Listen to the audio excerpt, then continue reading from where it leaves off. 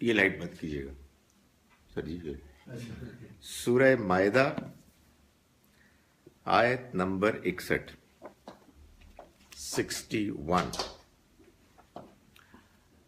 اعوذ باللہ من الشیطان الرجیم. بسم اللہ الرحمن الرحیم. وَإِذَا جَاءُوكُمْ قَالُوا آمَنَّا وَقَدْ دَخَلُوا بِالْكُفْرِ وَهُمْ قَدْ خَرَجُوا بِهِ. اور جب یہ آتے ہیں تمہارے پاس، یعنی اے مسلمانوں تمہارے پاس، قالوا آمنا، تو وہ کہتے ہیں کہ ہم ایمان لائے، وقد دخلوا بالکفر، حالانکہ وہ داخل ہوتے ہیں کفر کے ساتھ، وہم قد خرجوا بہ، اور اسی کے ساتھ واپس چلے جاتے ہیں. واللہ اعلم بما كانوا یکتمون، اور اللہ خوب جانتا ہے جو کچھ یہ دلوں میں چھپائے ہوئے ہیں.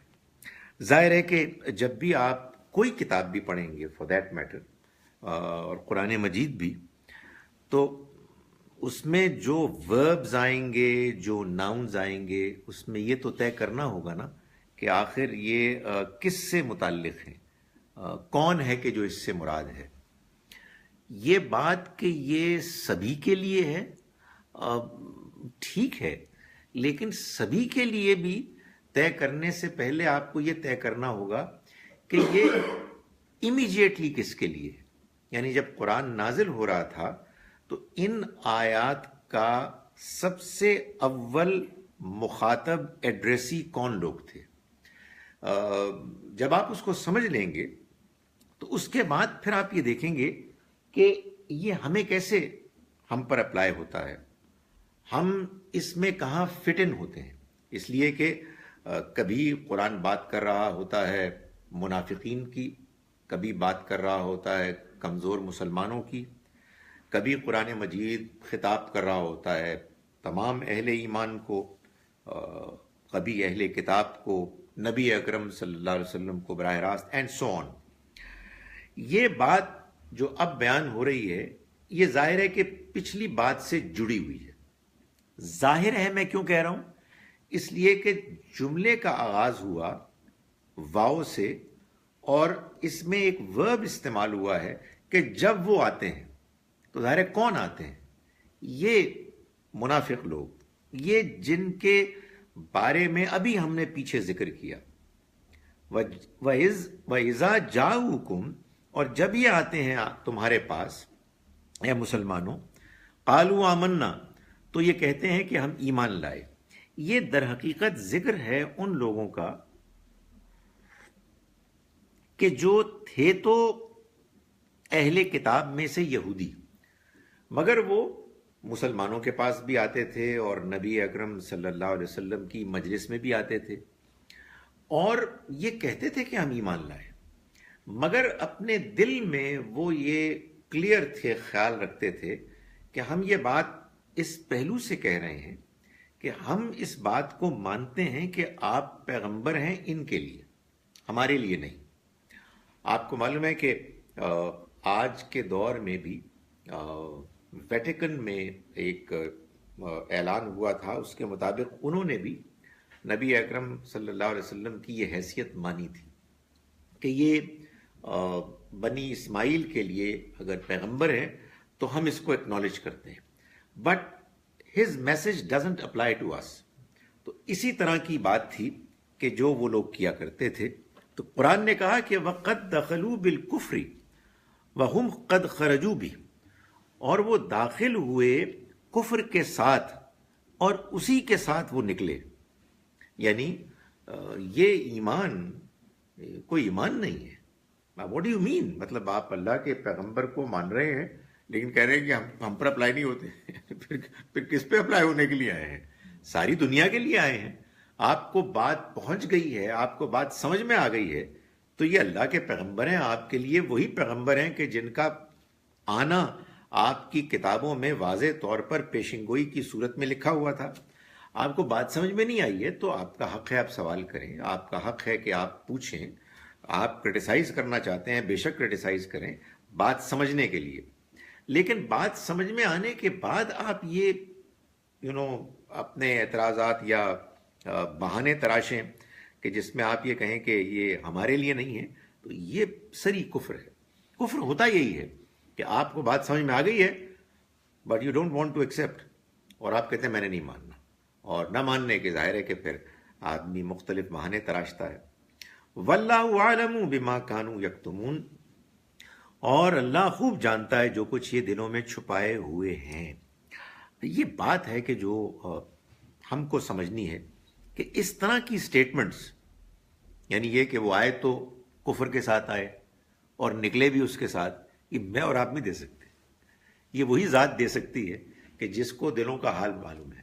تو اللہ تعالیٰ اس کو واضح کر رہے ہیں کہ اللہ جانتا ہے جو کچھ بھی یہ چھپاتے ہیں، تو اللہ تو یہ حق رکھتا ہے کہ وہ اس بات کو کلیریفائی کرے، واضح کرے کہ یہ اگر داخل ہوئے ہیں ایمان کا دعویٰ لے کر تو اصل میں یہ کفر کے ساتھ داخل ہوئے ہیں، اس لیے کہ یہ اپنے دل میں اس بات کو چھپائے ہوئے ہیں کہ ہم ان کو اپنے لیے نہیں مانتے۔ وَتَرَى كَثِيرًا مِّنْهُمْ يُسَارِعُونَ فِي الْإِثْمِ وَالْعُدْوَانِ وَأَكْلِهِمُ السُّحْتَ، تم دیکھتے ہو کہ ان میں سے اکثر دوڑتے ہیں، یسارعون یعنی سرگرمی دکھاتے ہیں، کس چیز میں؟ فی الاثم، حق تلفی میں، والعدوان اور زیادتی میں، واکلہم السحت اور حرام خوری میں۔ یعنی یہ لوگ کہ جن کا یہاں تذکرہ ہو رہا ہے، یہ وہ لوگ ہیں کہ جن کا طرز عمل، جن کا رویہ یہ ہے کہ یہ لوگوں کا حق مارتے ہیں، ان کے ساتھ ظلم اور زیادتی کرتے ہیں، اور حرام مال کماتے ہیں، حرام خوری کرتے ہیں، اس میں یہ بہت سرگرم عمل ہیں۔ فرمایا کہ لبئس ما کانوا یعملون، کیا ہی برا ہے جو کچھ کہ یہ کر رہے ہیں۔ آج تو امید ہے کہ اللہ میاں زیادہ نمبر دے گا سب کو جو بھی آئے گا۔ وعلیکم السلام۔ اس آیت سے بات معلوم ہوئی کہ انسان کے ایمان کا اس کے اخلاق اور کردار سے کتنا واضح تعلق ہے، پازیٹیو کوریلیشن ہے۔ یعنی یہ بات بیان کی جا رہی ہے ان نام نہاد ایمان لانے والوں کی کہ جو اصل میں ایمان حقیقت میں تو نہیں لائے تھے، مگر دعویٰ یہ کرتے تھے کہ وہ ایمان لائے، اور ذہن میں، دل میں ان کے یہی تھا کہ ہم ان کو بس ظاہری طور پر مان رہے ہیں۔ تو اب یہ اس آیہ مبارکہ میں اللہ تعالیٰ یہ واضح کر رہے ہیں کہ اصل میں ان کا مسئلہ کیا ہے۔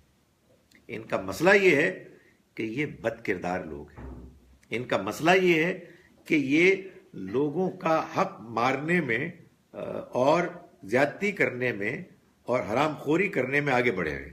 بھائی میں آپ کا فون اس لیے نہیں اٹھایا تھا، میں ڈرائیو کر رہا تھا، مگر آپ بڑی ہمت کی ماشاءاللہ۔ ہمارے یہاں لاہور میں بڑی فوگ ہے، تھک فوگ ہے، تو جو لوگ آج کلاس پڑھنے آئے ہیں انشاءاللہ اللہ سے دعا ہے کہ ملٹی پلائی کرے گا انشاءاللہ، اور یہ بھی دعا ہے کہ واپسی میں بھی مدد کرے، خیر خیریت سے پہنچا دے۔ تو یہ بات بالکل واضح ہے کہ، اور یہ ہے بڑی بڑی سخت بات کہ ایمان آپ کو لانے کی، حقیقی ایمان، جینون ایمان لانے کی توفیق ہی انسان کو اس وقت ہوتی ہے جب انسان اپنا کردار بھی درست کرتا ہے۔ اگر انسان دوسروں کا حق مار رہا ہے، دوسروں کے ساتھ زیادتی کر رہا ہے، حرام خوری کر رہا ہے، تو یہ بالکل ممکن ہے کہ وہ ظاہری طور پر دینداری اختیار کرے، لیکن ظاہری دینداری تو کوئی چیز نہیں ہوتی نا۔ اصل چیز تو وہ کیفیت ہے، وہ خلوص ہے، وہ جذبہ ہے جو انسان کے اندر ایمان کے نتیجے میں پیدا ہوتا ہے۔ وہ ہرگز نہیں ہو سکتا جب کہ انسان اپنے اخلاق کو، اپنے کردار کو درست نہیں کرتا۔ تو فرمایا کہ تم وَتَرَا، اور تم دیکھتے ہو، کثیرم منہم، ان میں سے اکثر لوگوں کو، یسارعون فی الاثم، کہ وہ سرگرم عمل ہیں حق تلفی میں، والعدوان اور ظلم اور زیادتی میں، وَأَكْلِهِمُ السُّحْتَ اور حرام خوری میں، لَبِئْسَ مَا كَانُوا يَعْمَلُونَ کیا ہی برا ہے جو یہ کر رہے ہیں۔ لولا ينهاهم الربانیون والاحبار کیوں نہیں روکتے ان کے علماء، ان کے احبار، ان کے فقہا، عن قولہم الاثم ان کے برے گناہ کی باتوں سے، یعنی حق تلفی اور گناہ کی بات کہنے سے، وَأَكْلِهِمُ السُّحْتَ اور ان کے حرام کھانے سے، لَبِئْسَ مَا كَانُوا يَصْنَعُونَ بہت برا ہے کام جو وہ کر رہے ہیں۔ معلوم یہ ہوا کہ ظاہر ہے کہ ایک مذہبی معاشرے میں اگر برائی ہو رہی ہے تو سب سے زیادہ ذمہ داری ان لوگوں پہ آتی ہے کہ جو دین کے واقف عالم لوگ ہیں، جن کو کہ لوگوں کی برائی پر ان کو تلقین کرنی چاہیے، ان کو ٹوکنا چاہیے۔ تو فرمایا کہ ایسا کیوں نہیں ہوتا کہ ان کے علماء، ان کے فقہا ان کے گناہ کی باتوں پر اور ان کے حرام خوری پر ان کو روکتے، بہت برا ہے کہ جو یہ کر رہے ہیں۔ وقالت الیہود ید اللہ مغلولہ یہودی کہتے ہیں کہ اللہ کے ہاتھ بندھے ہوئے ہیں۔ اللہ کے ہاتھ بندھے ہوئے ہیں، اس میں ہمارے ہاں ایک مفہوم یہ لیا گیا کہ یہ تانا دے رہے ہیں، طنز کر رہے ہیں کہ اللہ کہہ رہا ہے کہ تم اس کی راستے میں خرچ کرو۔ لیکن حقیقت یہ ہے کہ ایک دوسرا مفہوم بھی اس کا اسی طرح سے اتنا ہی ممکن ہے ان الفاظ کی رعایت سے اور سیاق سباق سے وہ مفہوم زیادہ صحیح لگتا ہے، مگر ظاہر ہے کہ اختلاف ہمیشہ رہے گا، اور وہ یہ ہے کہ یہودیوں نے یہ دعویٰ کیا، اور قرآن سے معلوم ہوتا ہے کہ وہ بار بار اس پر اصرار کرتے تھے کہ ہمارے علاوہ کسی اور کے پاس نبوت نہیں آئے گی، نبوت بنی اسرائیل ہی میں رہے گی۔ یہ ان کا ایک جھوٹا اعتماد تھا، اور وہ اپنے اس جھوٹے اعتماد کو جو بغیر بنیاد کے ان کو کسی طرح سے ڈیولپ ہو گیا تھا، وہ انسسٹ کرتے تھے کہ اللہ کے ہاتھ بند گئے، اب وہ پیغمبری کہیں اور نہیں دے سکتا۔ فرمایا کہ غلت ایدیہم انہی کے ہاتھ بندھے، وَلُعِنُوا اور ان کی اس بات کی وجہ سے ان پر لعنت ہو، بما قالو اس وجہ سے کہ جو انہوں نے کہا۔ یعنی کتنی عجیب بات ہے کہ اللہ اگر فیصلہ کرنا چاہے کہ وہ بنی اسرائیل کے علاوہ کہیں اور اپنی پیغمبری کو طے کرے تو یہ اس کا اختیار ہے، وہ حکمت والا ہے، وہ فیصلہ کر سکتا ہے۔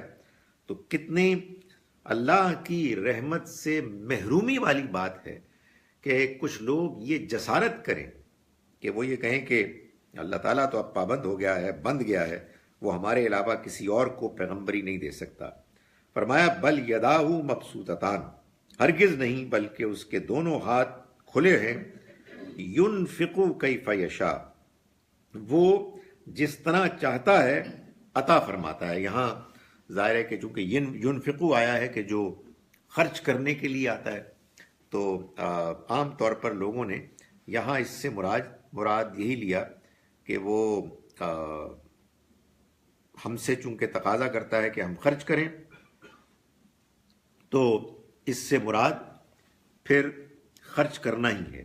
حالانکہ یہاں بھی جو اللہ کی طرف سے جو یہ فعل آیا ہے خرچ کرنا، تو اللہ تعالیٰ تو اس طرح سے خرچ نہیں کرتا، وہ تو عنایت فرماتا ہے، وہ مہربانی کرتا ہے، اور آگے یہ مزید کلیئر ہوگا یہ مفہوم۔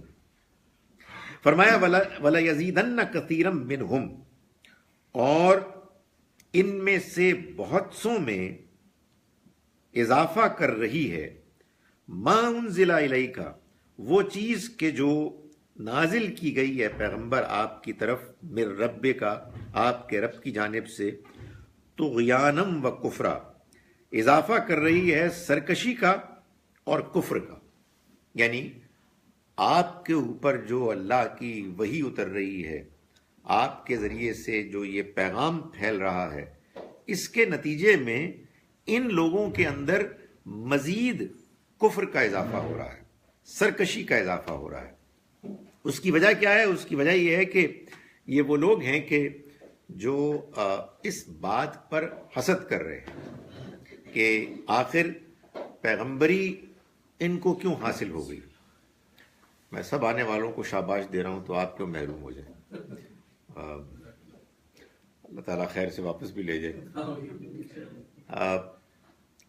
حسد میں یہ ایک پرابلم ہوتی ہے کہ یا تو آپ ایکنالج کر لیں، مان لیں اس بات کو کہ جس کو جو اللہ کی مہربانی ہوئی ہے، میں اس پہ رشک تو کرتا ہوں، میں اس کے لیے دعاگو ہوتا ہوں، اور میں بھی کوشش کرتا ہوں کہ مجھے بھی اللہ کی طرف سے عنایت حاصل ہو، تو آدمی کو پھر کوئی پرابلم نہیں ہوتی۔ انسان اگر اپنے آپ کو اللہ کے اس فیصلے کے مطابق ایڈجسٹ نہ کرے جو فیصلہ کسی دوسرے کے اوپر مہربانی ظاہر کر رہا ہے، تو انسان جتنی اللہ کی مہربانی اس شخص پر کہ جس سے وہ حسد کرتا ہے بڑھے گی، اتنا زیادہ اس کے حسد میں اضافہ ہوگا۔ یہی حال بنی اسرائیل کا ہوا کہ وہ جوں جوں نبی اکرم صلی اللہ علیہ وسلم پر قرآن اترتا، اللہ کا دین اور واضح ہوتا، اتنا ہی ان کی سرکشی میں اور ان کے کفر میں اضافہ۔ تو فرمایا کہ لازماً اضافہ کرے گی ان میں سے بہت سوں کے اندر وہ چیز کہ جو اتاری گئی آپ کی طرف، آپ کے رب کی جانب سے، سرکشی اور انکار یعنی ان کا اضافہ کرے گی۔ وَأَلْقَيْنَا بَيْنَهُمُ الْعَدَاوَةَ وَالْبَغْضَاءَ، اور ہم نے ان کے درمیان دشمنی اور بغض ڈال دی، إِلَى يَوْمِ الْقِيَامَةِ، قیامت کے دن تک کے لیے۔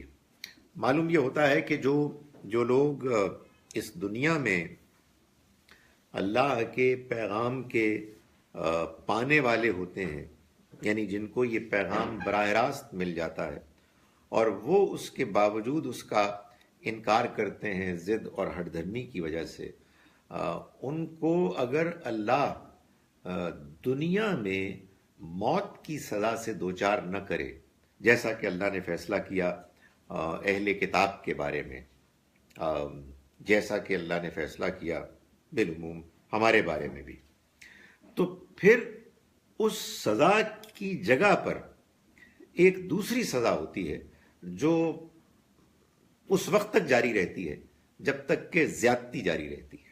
اور یہ بتایا اللہ تعالیٰ نے کہ ان کے اس انکار کی وجہ سے اللہ نے ان کے درمیان دشمنی اور بغض قیامت تک کے لیے پیدا کر دیا، جب تک کہ وہ انکار کے اس جرم میں مبتلا رہیں گے۔ کلما اوقدوا نارا، یہ جب بھی جنگ کی آگ بھڑکاتے ہیں، للحرب، جنگ کی، اطفاء اللہ، تو اللہ اسے بجھا دیتا ہے۔ یعنی اگر وہ بجھائے نا تو یہ تو تباہی مچا دے، بغاوت پھیل جائے۔ تو اللہ تعالیٰ اس دنیا میں بیلنسنگ ایکٹ کرتے رہتے ہیں۔ انسانوں کو آزادی بھی دی ہوئی ہے، لیکن ساتھ ہی ساتھ اس آزادی کو اللہ تعالیٰ اس حد تک استعمال کرنے دیتے ہیں کہ جس حد تک دنیا کے امتحان کے اس نقشے اور سکیم میں کوئی گڑبڑ نہ ہو، کیونکہ اگر ان کو ایک حد سے زیادہ اجازت مل جائے تو پھر تو سب کچھ ختم ہو جائے۔ مثال کے طور پر اللہ تعالیٰ سب کو یہ موقع دے دے کہ جن کے پاس نیوکلیئر بامز ہیں وہ پھاڑ دیں، تو اس کے بعد ختم ہو جائے گا سب کچھ، پھر تو امتحان ختم ہو جائے گا۔ تو وہ ایک جانب کچھ اجازت بھی دیتا ہے، ظاہر ہے اس لیے کہ یہ دنیا کی زندگی ایک آزمائش ہے، لیکن ساتھ ہی ساتھ وہ کچھ چیکس اینڈ بیلنسز بھی رکھتا ہے۔ تو فرمایا کہ اطفاء اللہ اس کو بجھا دیتا ہے۔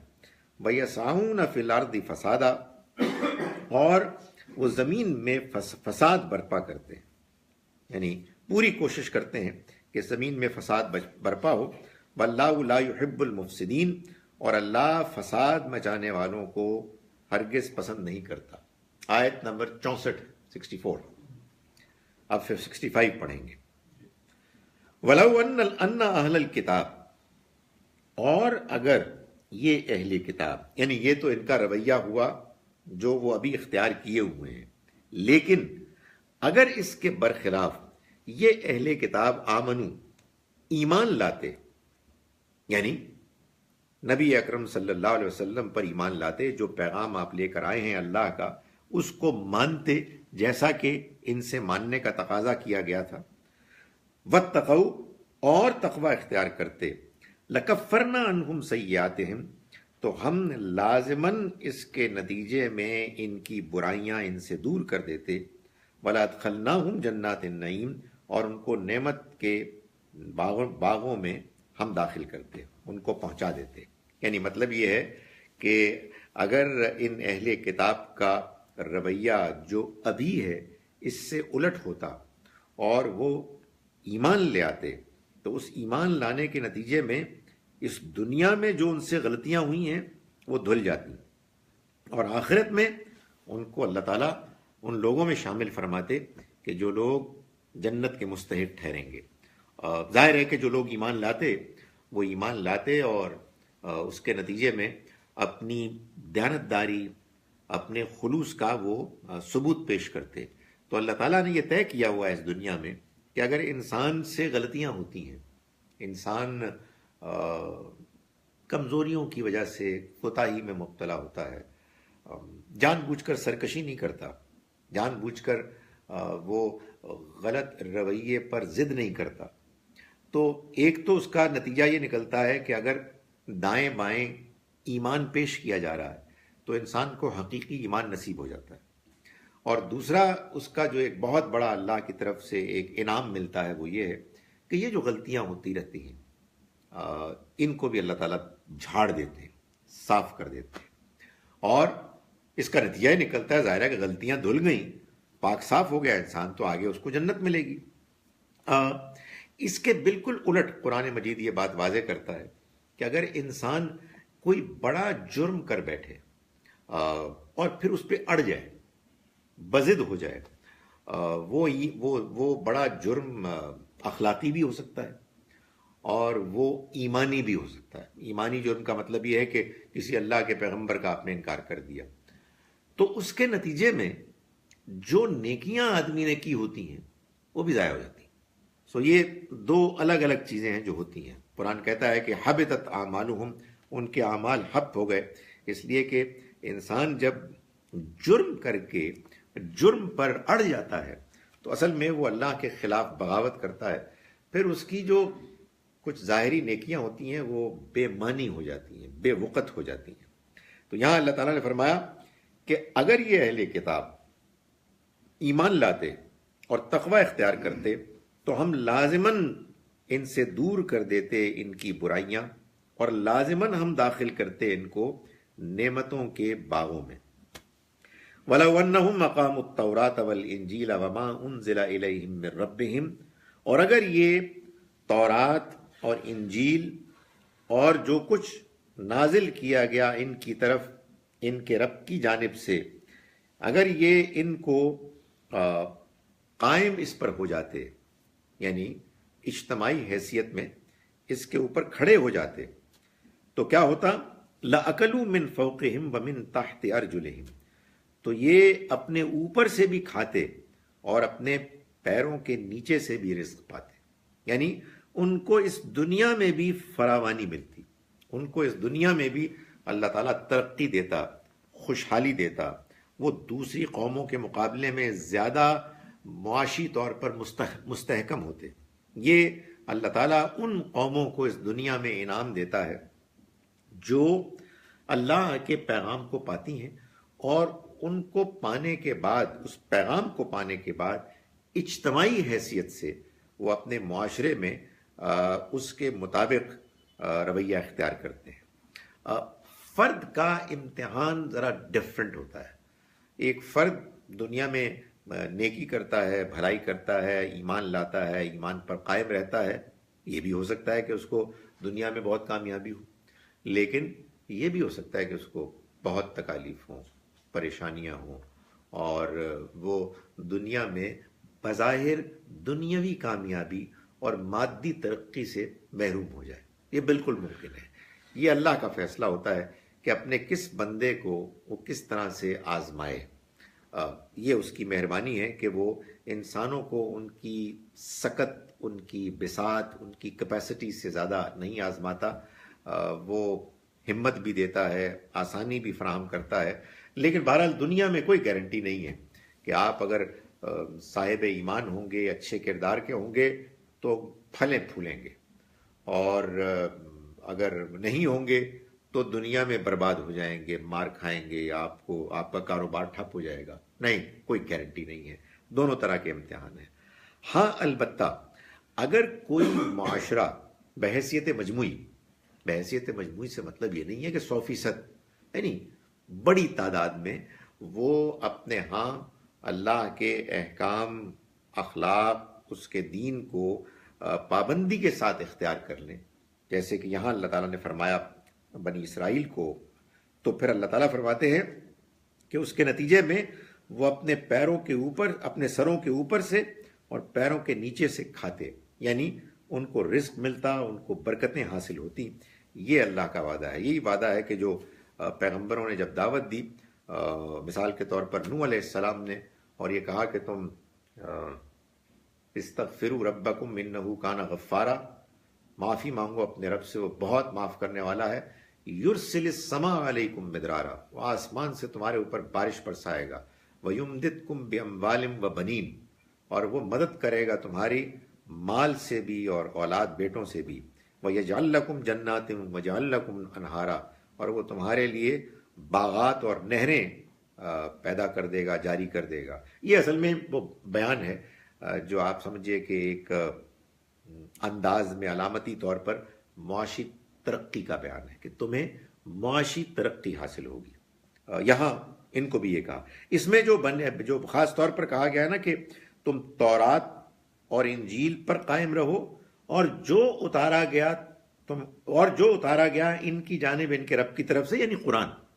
ظاہر ہے کہ تورات اور انجیل کے بعد یہ قرآن ہے کہ جو ان کے اوپر اتارا گیا.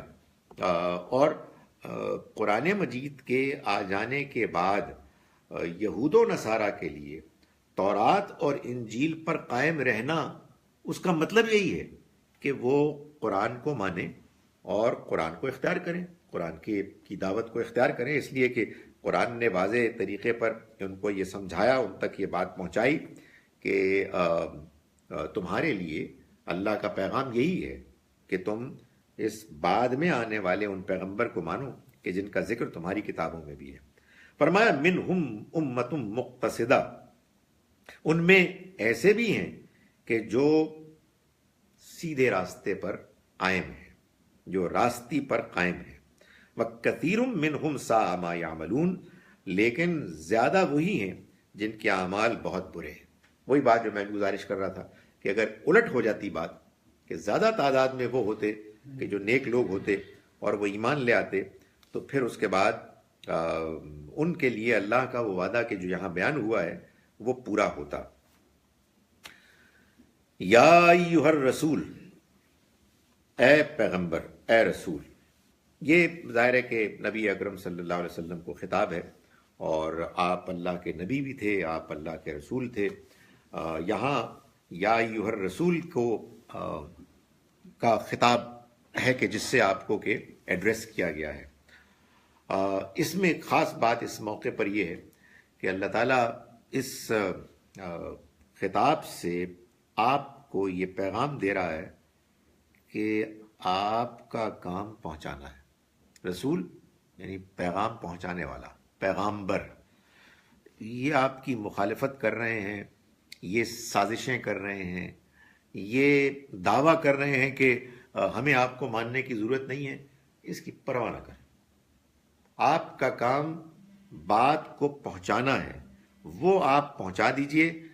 اس کے علاوہ آپ کی کوئی ذمہ داری نہیں ہے. یقیناً یہ لوگ آپ کی مخالفت کریں گے، یہ لوگ ایڑی چوٹی کا زور لگائیں گے کہ کسی طرح سے یہ پیغام دنیا والوں تک نہ پہنچے اور یہیں دب جائے. لیکن آپ کو یہ کام کرنا ہے.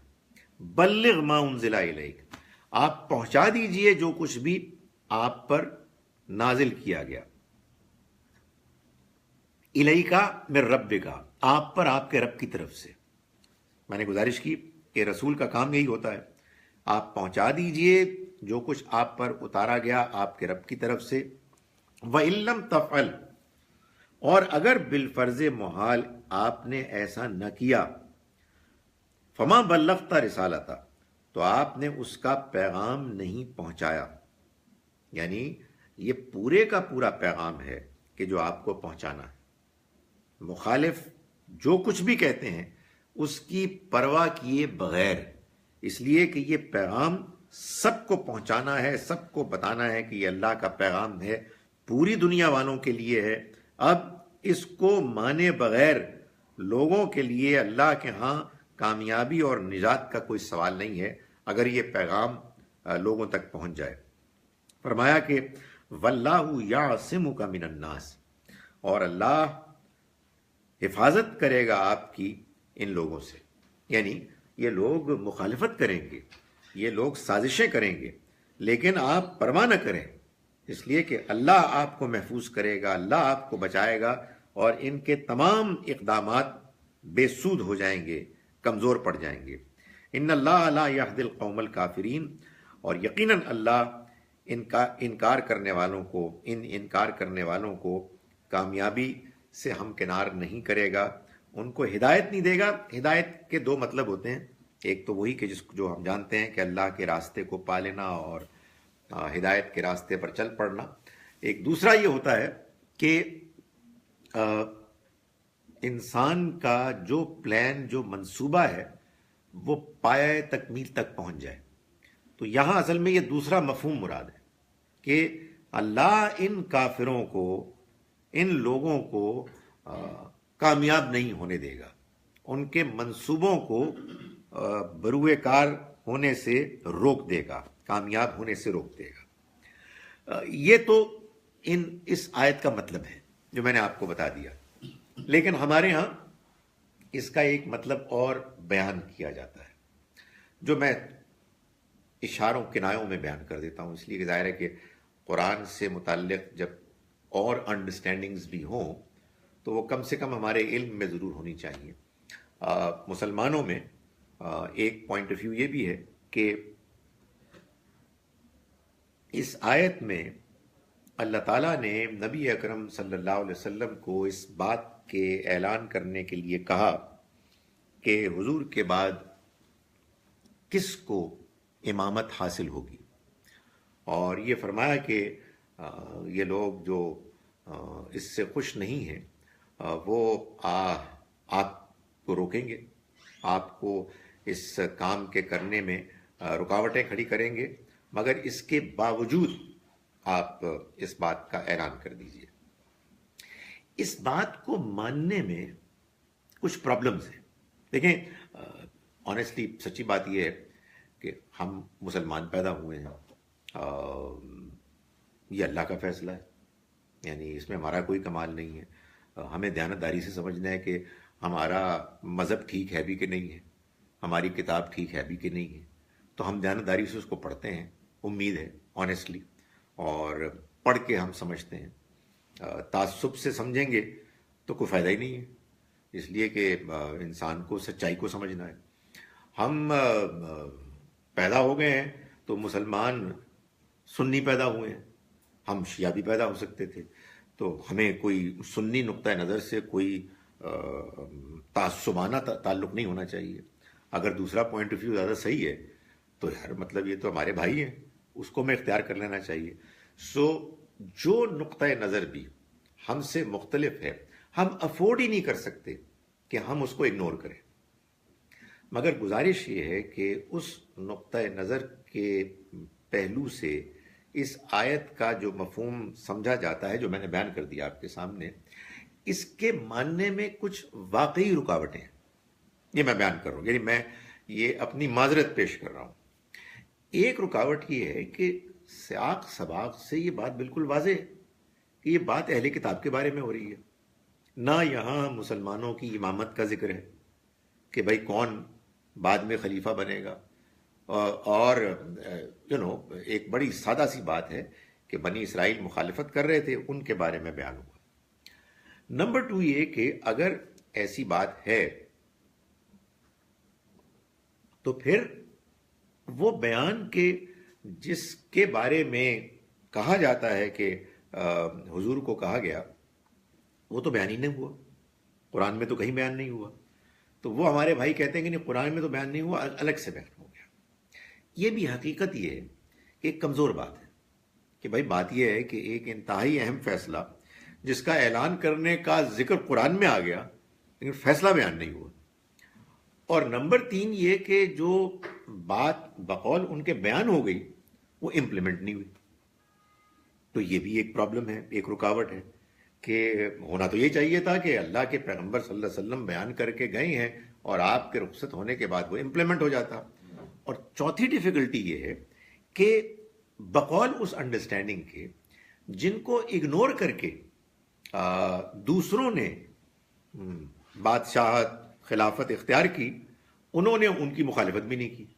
تو یہ پے در پے ڈیفیکلٹیز ہیں کہ جو اس بات پر ہم کو مجھ کو ابھی تک مجبور کرتی ہیں کہ یہ بات کمزور ہے، اور صحیح بات وہی ہے کہ جو میں بیان کر رہا ہوں کہ یہ سر تسر سیاق سباق پیچھے سے آگے سے اہل کتاب کی مخالفانہ کوششیں ہیں کہ جن کے مقابلے میں کہا جا رہا ہے کہ یہ بات کہ آپ کا پیغام صرف بنی اسماعیل کے لیے ہے، یہ یہود و نصارہ کو اپلائی نہیں ہوتا، آپ اس کی پرواہ کیے بغیر ان کے اس پروپیگنڈے کی آپ اس کو پیش کریں، آپ اس کا اعلان کریں، اور اگر یہ آپ کی مخالفت کریں گے تو اللہ آپ کو محفوظ کرے گا، آپ اس کو بیان کرتے رہیں۔ قل یا اہل الکتاب، آگے پھر آ گیا وہ، یعنی ورنہ تو کچھ اور آگے پیچھے آنا چاہیے تھا نا۔ اے مسلمانوں، اب اس بات کو سمجھ لو، اس کے بعد پیغمبر تمہارے اس دنیا سے رخصت ہونے والے ہیں، تمہیں اس مشورے پر عمل کرنا چاہیے، بلکہ وہ مشورہ آنا چاہیے تھا۔ قل یا اہل الکتاب، کہہ دیجئے کہ اے اہل کتاب۔ یہ میں بات جس سٹائل میں کر رہا ہوں، ایک تو یہ کہ ایسی کرنی چاہیے، اس کے علاوہ کوئی اور سٹائل اختیار کرنا نہیں چاہیے، جو شیلا جھگڑے والا، تانوں والا، گالی گلوچ والا، یہ تو دین ہے ہی نہیں، یہ دین کا طریقہ ہی نہیں ہے۔ اور دوسری یہ بات بھی ہے کہ بھائی ہمیں اگر کوئی بات صحیح لگتی ہے تو ہمارا یہ جذبہ ہونا چاہیے کہ جیسے ہمیں صحیح لگتی ہے ہم دوسروں کو بھی سمجھائیں۔ تو جب آپ دوسروں کو سمجھانے کے عمل میں کوئی ایسا سٹائل، انداز گفتگو اختیار کرتے ہیں جس میں طنز ہو، جس میں تانا ہو، جس میں برا بھلا کہنا ہو، تو پھر بات سمجھنے سمجھانے کی ختم ہو جاتی ہے۔ پھر تو ظاہر ہے کہ آپ اصل میں اپنی بھڑاس نکال رہے ہوتے ہیں۔ تو اپنی بھڑاس نکالتے ہوئے تو بعض اوقات یہ ہو سکتا ہے کہ زبان سے آپ کے بات نیکی کی نکل رہی ہو، لیکن آپ کو اس کا اجر نہیں مل رہا ہو بلکہ الٹ ہی ہو رہا ہو۔ اس لیے کہ بھائی یہ کام تو آپ کو بس اس جذبے سے کرنا چاہیے کہ بات سمجھ میں آئے اور بات آپ دیانتداری سے پہنچا دیں۔ فرمایا قل یا اہل الکتاب، آپ کہہ دیجئے، یعنی ان لوگوں کے سامنے صاف بیان کر دیجئے، اے اہل کتاب، لستم علی شیء، تم کسی بنیاد پر نہیں ہو، تمہاری کوئی حیثیت نہیں ہے، حتی تقیموا التوراۃ والانجیل، جب تک کہ تم تورات اور انجیل پر قائم نہ ہو جاؤ، وما انزل الیکم من ربکم، اور اس پر بھی کہ جو تم پر اتارا گیا تمہارے رب کی جانب سے، یعنی یہ قرآن۔ جب تک تم یہ نہیں کرتے اس وقت تک تمہاری کوئی حیثیت ہی نہیں، تم خدا کی نگاہ میں کوئی وقت نہیں رکھتے۔ تھے تم بنی اسرائیل کے لوگ، تھے تم ایمان والے اس وقت تک کہ جب تک تم اس پیغام کو مانتے تھے کہ جو پیغام پچھلے پیغمبروں کا پیغام تھا، وہ بھی ہمارا ہی پیغام تھا۔ انہی پیغمبروں کے سلسلے کے آخری اگلے جو پیغمبر ہیں، آخری پیغمبر، وہ اب آ گئے ہیں، تو اب ان کے آ جانے کے بعد تمہاری کوئی حیثیت نہیں ہے۔ یو اسٹینڈ نو ویئر، جب تک کہ تم تورات کو، انجیل کو، اور جو تمہارے اوپر تمہارے رب کی جانب سے اتارا گیا ہے اس کو مان کر اس پر قائم نہ ہو جاؤ۔ ظاہر ہے اس کا مطلب یہی ہے کہ جب تم قرآن کو مانو گے تو تم تورات اور انجیل پر قائم ہو جاؤ گے، اس لیے کہ اب تم سے تورات اور انجیل کا یہ تقاضا ہے کہ تم جو بعد میں آنے والے پیغمبر ہیں ان کو مان لو۔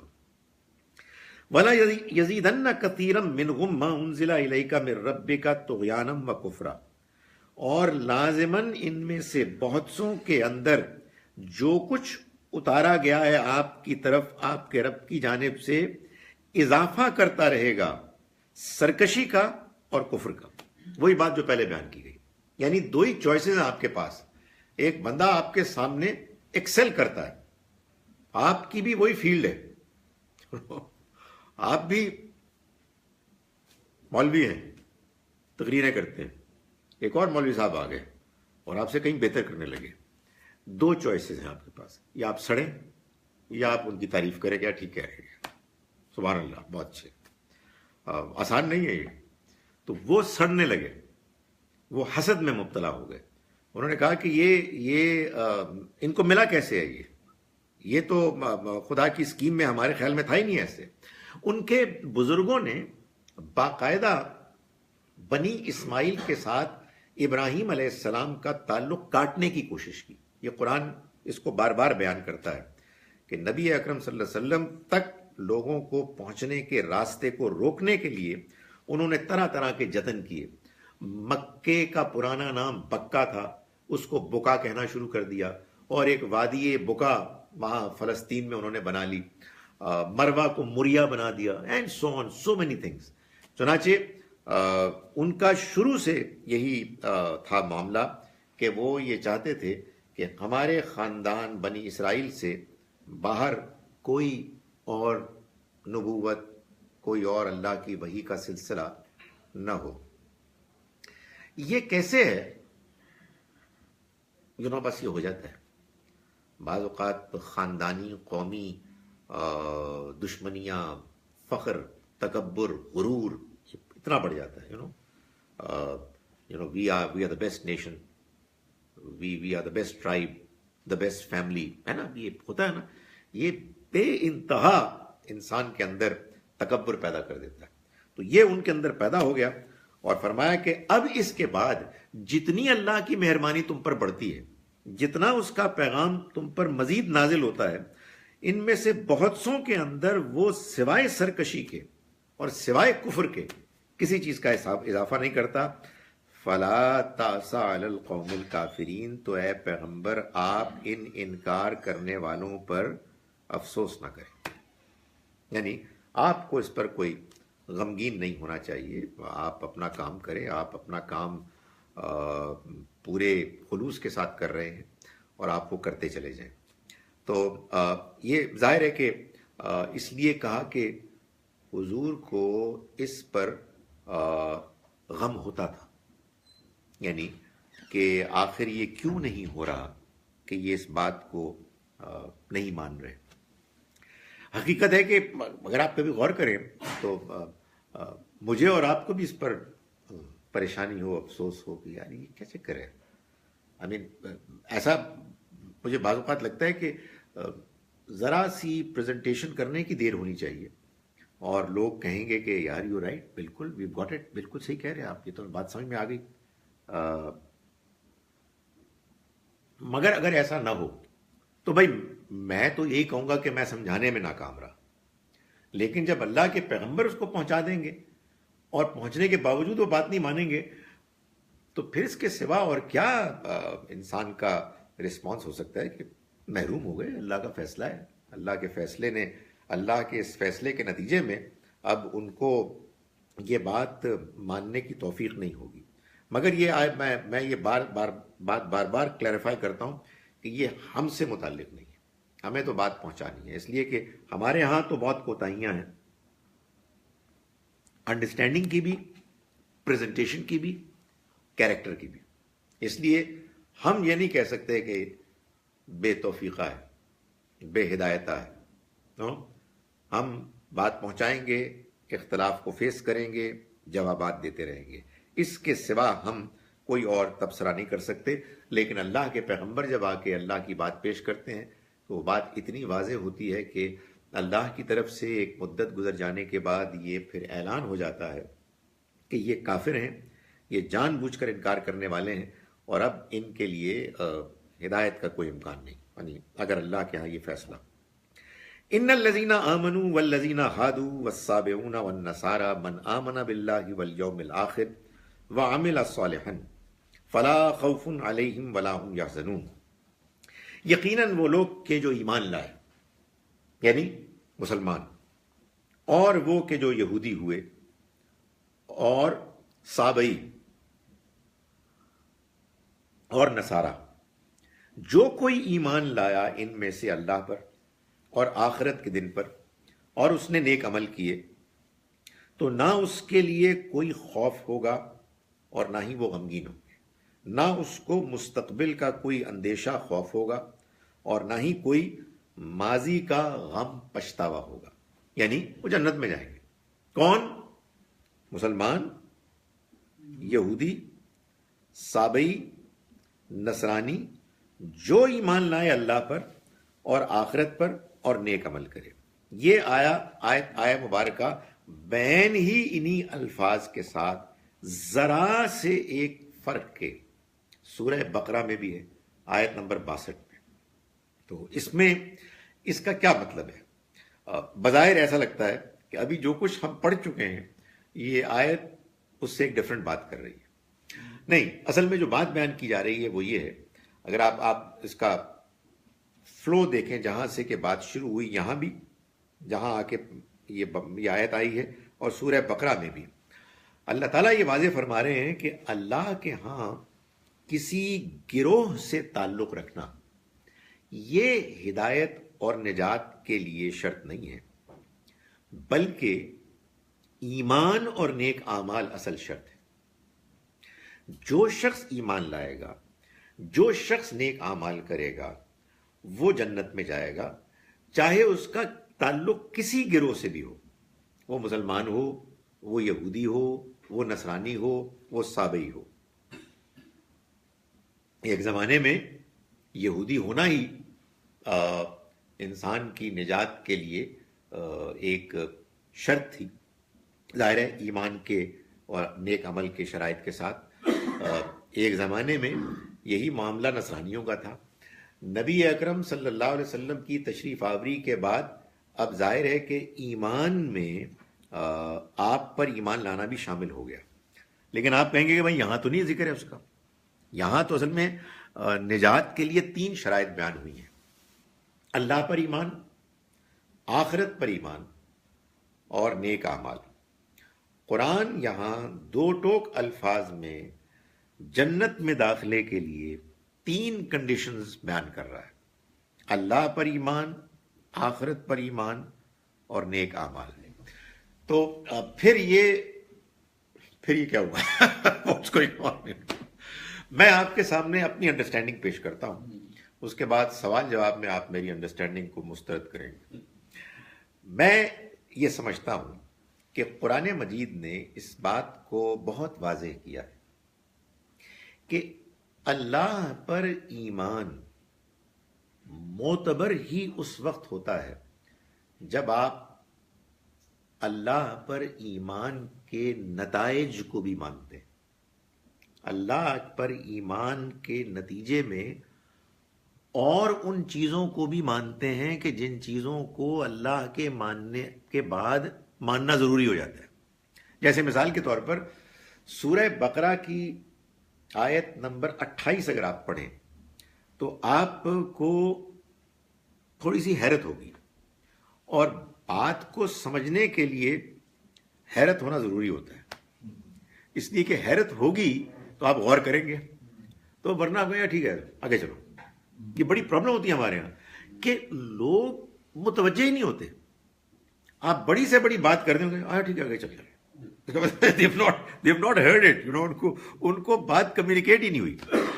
قرآن کہہ رہا ہے اس آیت میں کیف تکفرون باللہ، تم اللہ کا انکار کیسے کر سکتے ہو، وکنتم امواتا، جبکہ تم مردہ تھے، فاحیاکم، پھر اس نے تم کو زندہ کیا، ثم یمیتکم، پھر وہ تمہیں موت دے گا، ثم یحییکم، پھر تم کو زندہ کرے گا، ثم الیہ ترجعون، پھر تم اسی کی طرف لوٹائے جاؤ گے. آپ جب غور سے پڑھیں گے شاید کو کہیں گے یار یہ کچھ سمجھ میں نہیں بات. فرما تو یہ رہے تھے آپ کہ تم اللہ کا انکار کیسے کرو گے، اور بات ساری موت کے بعد دوسری زندگی کو ماننے کی ہو رہی ہے نا یہ مسئلہ. بھئی اللہ کو نہیں مان رہے تو اللہ کو تو کہنا چاہیے تھا کہ دیکھو میں نے کیسی دنیا بنائی ہے، کیسے نہیں مان رہے. لیکن یہ بات ہی نہیں کی، بات آخرت کی. اس سے یہ معلوم ہوا کہ قرآن یہ سمجھا رہا ہے کہ اللہ کو ماننا نہ ماننا برابر ہے اگر انسان اس کے ساتھ آخرت کو نہیں مانتا. کوئی تک ہی نہیں مانتا، اس لیے کہ آپ نے اللہ کو کیا مانا ہے؟ بے انصافی کرنے والا. نعوذ باللہ. اللہ تعالیٰ ایسا اپنا انٹروڈکشن تو منوانا ہی نہیں چاہتا کہ اللہ تو ہے، اس نے دنیا تو بنا دی ہے، لیکن انصاف کے بارے میں بہت زیادہ انٹرسٹڈ نہیں ہے. یہی ہوگا نا جب انسان آخرت کو نہیں مانے گا. تو یہ اللہ کا ماننا نہ ماننا برابر ہے. تو وہ یہ کہتا ہے تم کیسے انکار کر سکتے ہو اللہ کا، یعنی کیسے انکار کر سکتے ہو اللہ کی اسکیم کا کہ وہ دنیا زندگی کے بعد ایک دوسری زندگی لائے گا. بالکل اسی طرح سے قرآن مجید سے معلوم ہوتا ہے کہ جو رسول کی اطاعت کرتا ہے وہ اللہ کی اطاعت کرتا ہے. وَمَن يُطِعِ الرَّسُولَ فَقَدْ أَطَاعَ اللَّهَ. اور قرآن مجید ہی نے کہا کہ ہم نے رسولوں کو بھیجا اسی لیے کہ ان کی اطاعت کی جائے اللہ کے اذن سے. تو اگر کسی اللہ کے پیغمبر کا پیغام کسی انسان کے پاس پہنچ جائے اس کلیرٹی کے ساتھ کہ اسے معلوم ہو جائے کہ اللہ کا پیغام ہے، پھر اس کا انکار اللہ کا انکار ہے.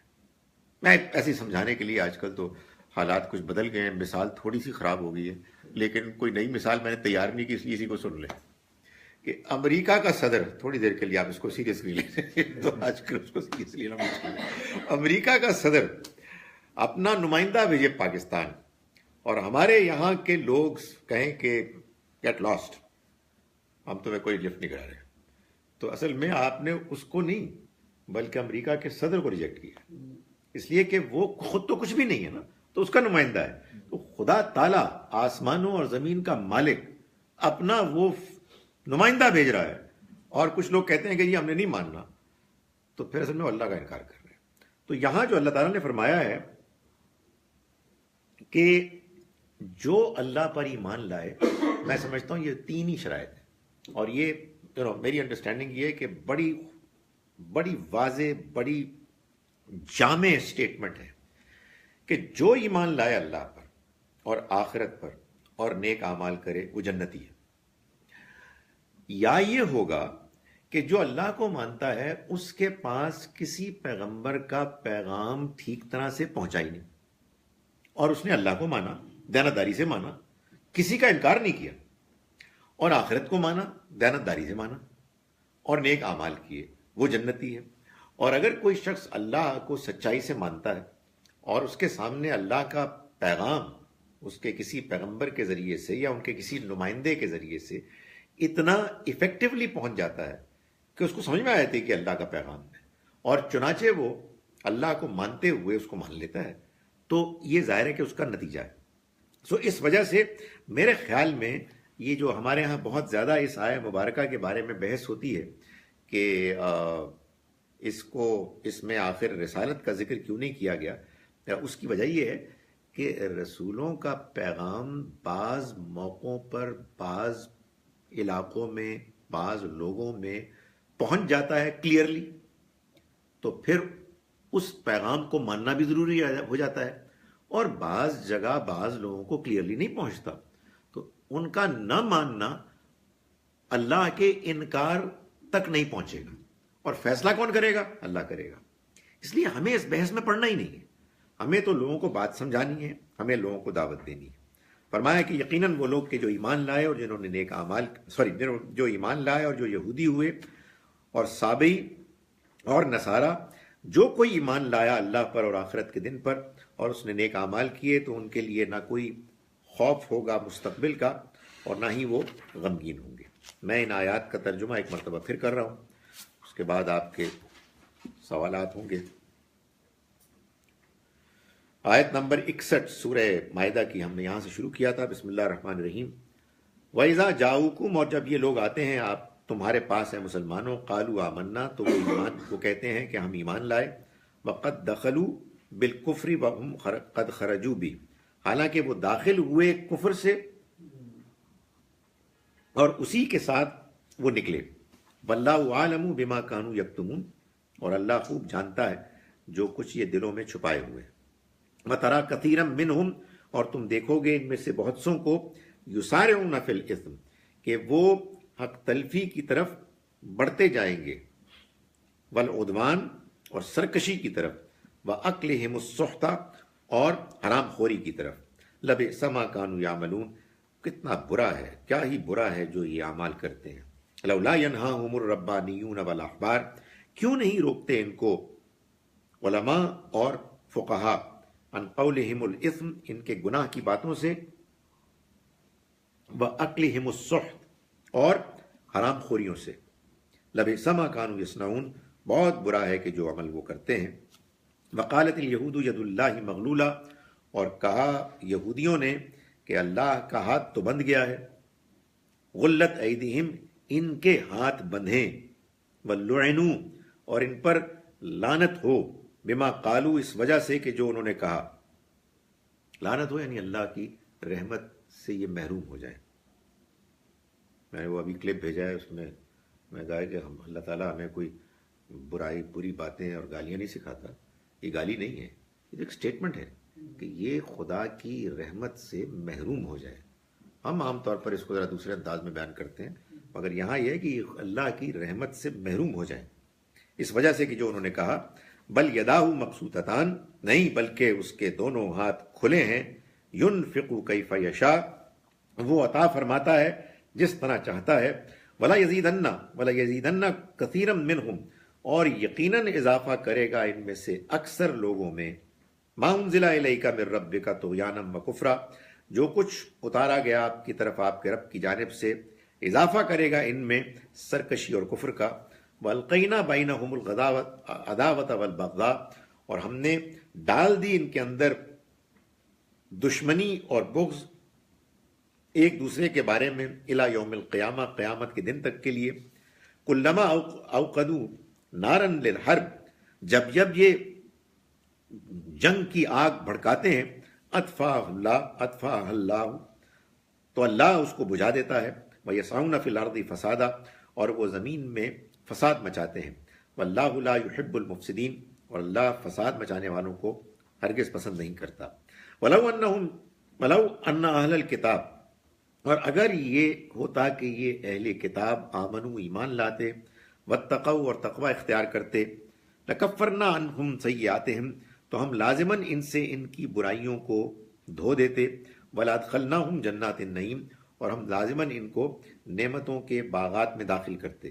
وَلَوْ أَنَّهُمْ أَقَامُوا التَّوْرَاةَ وَالْإِنْجِيلَ وَمَا أُنزِلَ إِلَيْهِمْ مِنْ رَبِّهِمْ، اور اگر وہ تورات اور انجیل اور جو کچھ اترا ان پر ان کے رب کی جانب سے اس پر قائم ہو جاتے. لَأَكَلُوا مِنْ فَوْقِهِمْ، تو وہ کھاتے اپنے سروں کے اوپر سے. وَمِنْ تَحْتِ أَرْجُلِهِمْ، اور اپنے پیروں کے نیچے سے. مِنْهُمْ أُمَّةٌ مُقْتَصِدَةٌ، ان میں وہ بھی ہیں کہ جو سیدھے راستے پر قائم ہیں. وَكَثِيرٌ مِّنْهُمْ سَاءَ مَا يَعْمَلُونَ، مگر ان میں سے اکثر وہ ہیں، بڑی تعداد میں وہ ہیں کہ بہت برا ہے کہ جو عمل کر رہے ہیں وہ. یا ایھا الرسول، اے پیغمبر، بلغ ما انزل الیک من ربک، آپ پہنچا دیجئے جو کچھ اتارا گیا آپ کی طرف آپ کے رب کی جانب سے. وَإِن لَّمْ تَفْعَلْ، اور اگر آپ نے ایسا نہ کیا، فَمَا بَلَّغْتَ رِسَالَتَهُ، تو آپ نے اس کا پیغام نہیں پہنچایا. وَاللَّهُ يَعْصِمُكَ مِنَ النَّاسِ، اور اللہ حفاظت کرے گا آپ کی لوگوں سے. ان اللہ لا يهدي القوم الكافرین، اور اللہ انکار کرنے والوں کو ہرگز کامیاب نہیں کرتا، یعنی ان کے منصوبوں میں. قل یا اہل الکتاب، آپ کہہ دیجئے اے اہل کتاب، لستم علی شیء، تم کسی بنیاد پر نہیں ہو، تمہاری کوئی حیثیت نہیں ہے. حتی تقیموا التوراۃ والانجیل وما انزل الیکم من ربکم، جب تک کہ تم تورات، انجیل اور جو تم پر تمہارے رب کی جانب سے اترا اس پر قائم نہ ہو جاؤ، کھڑے نہ ہو جاؤ. وَلَيَزِيدَنَّ كَثِيرًا مِّنْهُمْ، اور لازماً ان میں سے بہت بڑی تعداد میں اضافہ کرے گا. مَا أُنزِلَ إِلَيْكَ مِن رَبِّكَ، جو کچھ اتارا گیا آپ کی طرف آپ کے رب کی جانب سے. طغیانًا وکفرا، سرکشی میں اور کفر میں. میں غور کر رہا ہوں تیسری دفعہ ہے نا, تھرڈ ٹائم یہ بات بار بار اللہ تعالیٰ بیان کر رہے ہیں کہ یہ اس کا لازمی نتیجہ نکلتا ہے. فلا تأس علی القوم الکافرین, تو آپ ہرگز ان انکار کرنے والوں پر افسوس نہ کریں. یہ مت بھولیے کہ قرآن مجید کی آلموسٹ آخری ترین سورہ ہے جس میں اتمام حجت, ان پر ملامت, اور جو انکار کرنے والے ہیں ان کے لیے آخری اللہ کا پیغام ہے کہ جو اس شدت اور سختی کے ساتھ پیغام اللہ کا منشا بیان کر رہا ہے. ان الذین آمنوا, یقیناً وہ لوگ کہ جو ایمان لائے یعنی مسلمان ہوئے. یعنی یہ جو اب آخری آیت ہے یہ اصل میں یہ ہے کہ حقیقت یہ ہے کہ اللہ کی نجات پر کسی کی اجارہ داری نہیں ہے, لہٰذا یقیناً وہ لوگ کہ جو مسلمان ہیں, والذین ہادو, اور ان سے پہلے جو یہودی ہوئے, والسابعون, اور سابعی, والنصارى, اور نصرانی, من آمن باللہ والیوم الآخر, جو ایمان لایا ان میں سے اللہ پر اور آخرت کے دن پر, وعمل صالحا, اور نیک عمل کیے, فلا خوف علیہم ولا هم یحزنون, تو وہ جنت میں جائیں گے اور ان کے لیے نہ کوئی مستقبل کا خوف ہوگا اور نہ ہی وہ ماضی کے بارے میں غمگین ہوں گے. اس میں بس سابعی کے بارے میں بتا دوں کہ یہ ایک نسبتاً ایک چھوٹا مذہبی گروہ تھا. اس میں مختلف اوپینینز ہیں جن میں سے کوئی بھی صحیح ہو سکتا ہے سوائے ایک اوپینین کے, جو انفارچونیٹلی بڑا مشہور ہے, لیکن جتنا مشہور ہے اتنا ہی غلط ہے. اور وہ کیا ہے کہ یہ ستارہ پرست, خدا کے واسطے ستارہ پرست کیسے جنت میں جا سکتے ہیں بھائی؟ وہ تو اللہ تعالیٰ نے بتا دیا ہے کہ شرک کے ساتھ تو اللہ تعالیٰ کسی کو بھی جنت میں جانے کی اجازت نہیں دے گا. یہ کچھ لوگ تھے کہ جو کہتے ہیں کہ بعض لوگوں کے خیال میں یحییٰ علیہ السلام کے ماننے والے تھے, بعض لوگوں کا کہنا یہ ہے کہ یہ بھی نماز پڑھتے تھے بالکل ایسے ہی جیسے کہ ہم مسلمان نماز پڑھتے ہیں. لیکن کہنے کا مقصد یہ ہے کہ چاہے کوئی گروہ بڑا ہو یا چھوٹا ہو اس سے کوئی فرق نہیں پڑتا. اصل چیز کیا ہے کہ آپ اللہ پر ایمان لائیں, آخرت پر ایمان لائیں اور نیک اعمال کریں. اگر یہ تینوں شرائط آپ سچائی کے ساتھ پوری کرتے ہیں تو آپ جنت کے مستحق ٹھہریں گے. اقول قولی ھذا واستغفر اللہ لی ولکم. میرے دو بات ہیں جناب, یہ آیت نمبر 47 ہے, اس میں جہاں پہ اینڈ پہ ذکر ہے نا کہ وہ کبھی کامیاب نہیں ہوں گے, اس کا آپ نے کہا کہ اس کے اوپر کچھ اسکول آف تھاٹ یا کسی اور فقہ کا کچھ ڈفرینٹ ویو ہے اس کے اوپر, جس میں آپ نے کہا کہ وہ سے ریلیٹڈ ہے کہ بعد میں سورہ پاک کے بعد مطلب لیڈ کون کرے گا. 47 کی بات کر رہے ہیں, 67, ہاں ہاں. تو یہاں تو کہیں کچھ ہو نہیں ہوتا, یہ تو وہی بات ہو رہی ہے, ہدایت کی بات ہو رہی ہے نا, تو بعد میں مطلب کون لیڈ کرے گا وہ کیسے کوریلیٹ ہو رہی ہے؟ دیکھیں یہ بات کہ آیت نمبر 67 بلغ ما انزل الیک, یہ ہمارے ہاں بعض مسلمانوں نے اس کو ریلیٹ کر دیا بعد میں خلافت کے مسئلے سے. اس کی وجہ یہ ہے کہ اس میں آڈینس تو مطلب جو سبجیکٹ ہے وہ تو بنی اسرائیل ہے, مطلب جوز اور کرسچن ہے. وہ اصل میں انفارچونیٹلی ہمارے ہاں ہوا یہ ہے کہ قرآن مجید میں نظم سیاق سباق کی رعایت اس کو لوگ ملحوظ نہیں رکھتے. ان کا خیال یہ ہے کہ قرآن اللہ کا بادشاہ کا کلام ہے اور بہت سی آیات کا مجموعہ ہے, تو یہ ایک آیت ہے جس کو ادھر ڈال دیا گیا. آپ کی بات بالکل بچا ہے. اصل میں قرآن مجید نے ہم کو ایک بات بتائی ہے, اور وہ یہ ہے کہ کبھی اگر ہمارے درمیان کوئی مذہبی اختلاف ہوگا, ہو جاتے ہیں مذہبی اختلافات, تو اس اختلاف کا فیصلہ کتاب کرے گی. سورہ بقرہ کی آیت نمبر 213 میں اللہ تعالیٰ نے یہ بتایا ہے کہ اللہ نے اپنے پیغمبر بھیجے اور ان کے ساتھ کتاب بھیجی, اور کتاب کے بارے میں یہ فرمایا اس کا مقصد کیا تھا, لیحکم بین الناس, تاکہ وہ فیصلہ کرے لوگوں کے درمیان, فی مختلفوا فی, ان معاملات میں جن میں وہ اختلاف کرتے ہیں. اس سے ایک بات تو یہ معلوم ہوئی کہ کتاب فیصلہ کرنے کے لیے آئی ہے, اور دوسری بات یہ معلوم ہوئی کہ کتاب فیصلہ کر سکتی ہے. میں لوگوں کو سمجھانے کے لیے بعض اوقات یہ کہتا ہوں کہ اگر فرض کیجئے کہ آپ کو یہ کہا جائے کہ آپ کے سامنے ایک فیصلہ ہے کہ جو کیا جائے گا جو آپ کو یہ بتائے گا کہ اللہ کا منشا کیا ہے. بدھ کے روز 3 جنوری کو 8:07 پر، اور جو مولوی صاحب فیصلہ سنائیں وہ کہیں آپ کو سمجھ ہی نہیں آئے یہ کیا فیصلہ ہے. اس فیصلے کے ہونے نہ ہونے سے فرق کیا پڑتا ہے بھائی؟ اگر there is a decision from God it has to be articulated clearly. خدا تعالیٰ نے اپنے فیصلے اپنی کتاب میں بیان کیے ہیں، یہ قرآن کہہ رہا ہے اور وہ کتاب واضح ہے. تو یہ بات آپ کی بالکل بجا ہے کہ یہ جو کچھ بھی ادھر بیان ہوا ہے اس میں سیاق سباق میں کوئی سرے سے اشارہ ہی نہیں ہے. اور اللہ کی کتاب کے بارے میں یہ کیسے گمان کر سکتے ہیں کہ وہ اچانک ایک بات کر دے اور اس بات کے بڑے دور رس نتائج ہوں. میں صرف اس وجہ سے یہ کہتا ہوں آنیسٹلی کہ ہم کو جتنا اطمینان ہو اس بات پر کہ ہماری بات صحیح ہے، اور ہمارا اطمینان یقین نہیں ہو سکتا، ہمارا اطمینان ایک اوور ویلمنگ اطمینان ہی ہوگا. ہم اس کو ہمبل طریقے سے بیان کریں اور لوگوں کو سمجھانے کے لیے بیان کریں، لوگوں کو ٹیز نہ کریں. اس لیے کہ اصل میں یہ جو ہے نا نفرت، حقارت، ایک دوسرے کے ساتھ رنجش، طنز، تان، یہ ہے جو رکاوٹ بن جاتی ہے. تو میں تو ہمیشہ لوگوں کو یہ کہتا ہوں کہ آپ اپنے سے مخالف کیا دین کے مخالف کو دیکھتے ہیں تو یہ دین دشمن ہے. ایسے کیوں نہیں دیکھتے کہ یہ پوٹینشل عمر ہے، یہ پوٹینشل خالد بن ولید ہے، اس لیے کہ وہ بھی تو پہلے مخالف تھے نا. تو میرا خیال ہے کہ بس اتنی بات بتا دینی چاہیے کہ میرے بھائیوں، میری بہنوں، اس آیت میں کوئی اشارہ بھی نہیں ہے کسی اور چیز کا. اس سے پہلے بھی میں ایک آپ کے سامنے ایک اور آیت پیش کر چکا ہوں، پرابلی پچھلے لیکچر میں، پچھلی اس میں سبق میں یاد ہے کہ یہ بات بتائی گئی تھی کہ اللہ کے ولی تو وہ ہوتے ہیں جو نماز کا اہتمام کرتے ہیں، زکوٰۃ دیتے ہیں، وہم راکعون، عاجزی اختیار کر کے. تو وہی گروہ یہ بھی کہتا ہے کہ اس آیت میں یہ جو پیچھے ہم نے پڑھی یہ بتایا گیا ہے کہ اللہ کے ولی وہ ہوتے ہیں کہ جو زکوٰۃ دیتے ہیں رکوع کرتے ہوئے.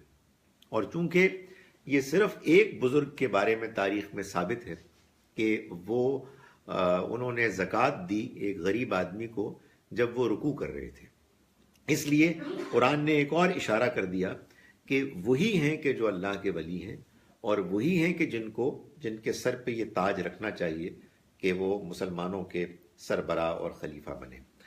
تو وہی آپ کی بات کا میں جواب دے رہا ہوں کہ یہ اصل میں ایسے ہو جاتا ہے کہ جب آپ کسی چیز کو مان لیتے ہیں اور آپ کے اس کے ساتھ جذبات وابستہ ہو جاتے ہیں تو پھر آپ اس کی سپورٹ کے لیے دلائل تلاش کر رہے ہوتے ہیں.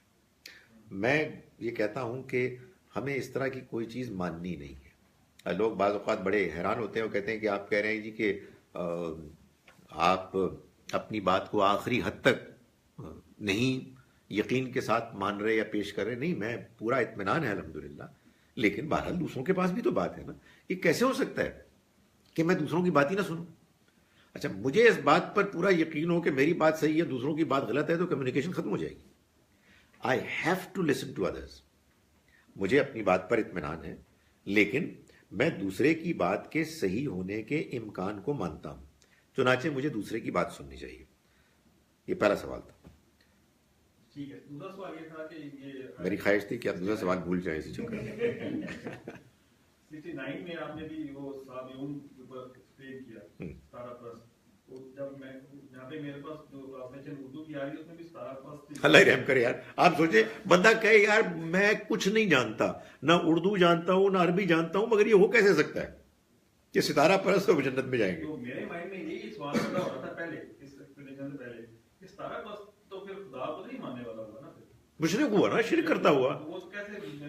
اب بات میرا سوال یہ ہے کہ ہمارے میجورٹی آف جنہوں نے ٹرانسلیشن کی ہے علماء نے، وہ کیوں اس قسم کی ٹرانسلیشن کرتے ہیں جو کہ مطلب چیزوں کو سمپلیفائی کرنے کے بجائے کنفیوژن کریٹ کر دیتے ہیں.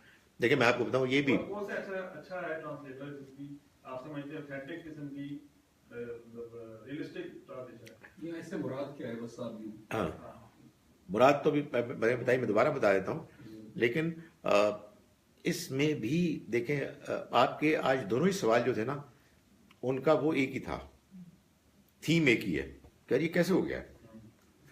یہ ایک بڑی عبرتناک بات ہے کہ جب آپ یہ طے کر لیتے ہیں کہ جو کچھ ہمارے بزرگوں نے فرمایا ہے یا لکھا ہے وہ غلط نہیں ہو سکتا، تو اسی طرح کی غلطیاں ہوتی ہیں. یار ہمارے بزرگ، ہمارے علماء بڑے عظیم لوگ تھے، ہم ان کی عزت کرتے ہیں، مگر ہم ان کو نہ فرشتے سمجھتے ہیں، نہ پیغمبر سمجھتے ہیں، نہ ہر غلطی سے پاک سمجھتے ہیں. یہ جو آپ کے خیال میں جو مذہبی جھگڑے آج کل ہو رہے ہیں اس کی وجہ کیا ہے؟ آنکھیں بند کر کے وہ کہتے ہیں جی کہ ان کی بات صحیح ہے اور آپ ہوتے کون ہیں؟ اور بھائی ہم کچھ بھی نہیں ہوتے. خدا کی کتاب پڑھو، اس کو غور سے پڑھو. اگر تم دیانتداری سے یہ سمجھتے ہو کہ ہم جو کہہ رہے ہیں وہ خدا کی کتاب کی روشنی میں کمزور ہے، یار ہمیں واپس کر دو. لیکن غور تو کرو، غور ہی نہیں کرتے. یعنی ہم کو یہ عام طور پر جواب دیا جاتا ہے کہ وہ غلط کیسے ہو سکتے ہیں. تو آپ یہی پوچھ رہے ہیں کہ یہ غلط کیسے ہو گئے. یار غلطی ہو جاتی ہے. لیکن غلطی میں کس کو کہہ رہا ہوں کہ غلطی ہو جاتی ہے، اور میں ان کو کہہ رہا ہوں کہ یار نو پرابلم، یار چھوڑے پرے، ہو جاتی ہے غلطی. جس نے پہلے غلطی کی، بھائی ایک بندے نے 6000 سے زیادہ آیات کا ترجمہ کیا اور 95% 98% ٹھیک کیا. کہیں کہیں غلطی ہو گئی نا، انسان ہے نا، وہ پرابلم نہیں ہے. پرابلم وہ لوگ ہیں جو بعد میں آنے والے ہیں، جنہوں نے کہا جی حضرت نے ترجمہ کیا، یہ غلط کیسے ہو سکتا ہے. اصل میں یہ پرابلم ہے کہ آنکھ بند کر کے آپ دوسروں کی بات اس لیے مانیں کہ آپ کے ہاں ان کی عقیدت ہے. ستارہ پرست پتہ کیوں کہا گیا؟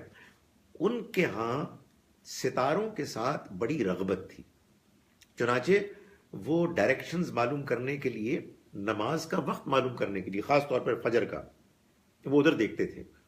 تو اس رغبت سے لوگوں کا رجحان اس طرف ہو گیا. ہو سکتا ہے ان میں سے بعض لوگ وہ بھی کرتے ہوں جس کی دوسرے لوگ کنڈمنیشن کرتے ہوں، مگر it's a very weak understanding.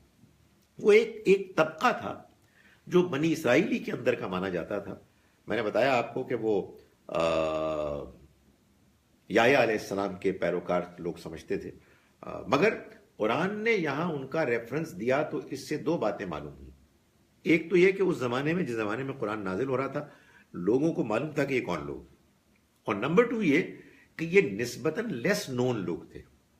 چنانچہ قرآن نے یہ بات بتائی کہ چاہے یہود و نصارہ کی طرح کے مشہور مذہبی گروپس ہوں، چاہے سابیوں کی طرح کے چھوٹا گروپ ہو، یہ کوئی کرائیٹیریا نہیں ہے. کرائیٹیرین کامیابی کا، کامیابی کے کرائیٹیریا 3 ہیں: اللہ پر ایمان، آخرت پر ایمان، اور نیک اعمال.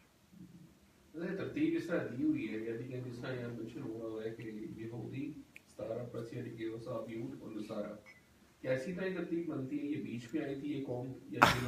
یہ بھی ایک انٹرسٹنگ چیز ہے کہ دوسری آیت میں یہ ترتیب یوں نہیں ہے. وہاں یوں ہے کہ ان الذین آمنوا والذین ہادوا والنصارى والصابئین، یہ سب سے آخر میں ہے. اب یہاں جو ترتیب ہے، اب یہ میں بالکل ایک گیس مار رہا ہوں، وہ بظاہر ایسا لگتا ہے کہ اس لیے ہے کہ چونکہ صابئون یہود کے آف شوٹ تھے، انہی میں سے نکلے تھے، تو ان کا ذکر ان کے فوراً بات کر دیا، گویا کہ یہ اصل میں کوئی الگ لوگ نہیں ہیں، انہی میں کا ایک چھوٹا گروپ ہے. اور پھر آگے نصارہ کی بات کی. واللہ اعلم بالصواب. اب آپ کو معلوم ہے کہ ایک ہم کو دھمکی ملی تھی شروع میں کہ ادھر سے بھی کچھ سوال دیکھنے چاہیے. یہ پوچھ رہی ہیں کہ آیت 64 میں اللہ نے فرمایا کہ وَأَلْقَيْنَا بَيْنَهُمْ الْعَدَاوَةَ وَالْبَغْضَاءَ إِلَى يَوْمِ الْقِيَامَةِ. تو یہود are so united these days. So what does the ayat refer to? دیکھیں، جب اللہ تعالیٰ کوئی اس طرح کی بات بیان فرماتا ہے تو اس میں ایک تو ہوتا ہے جو اللہ کا فیصلہ ہے spread over a long period of time.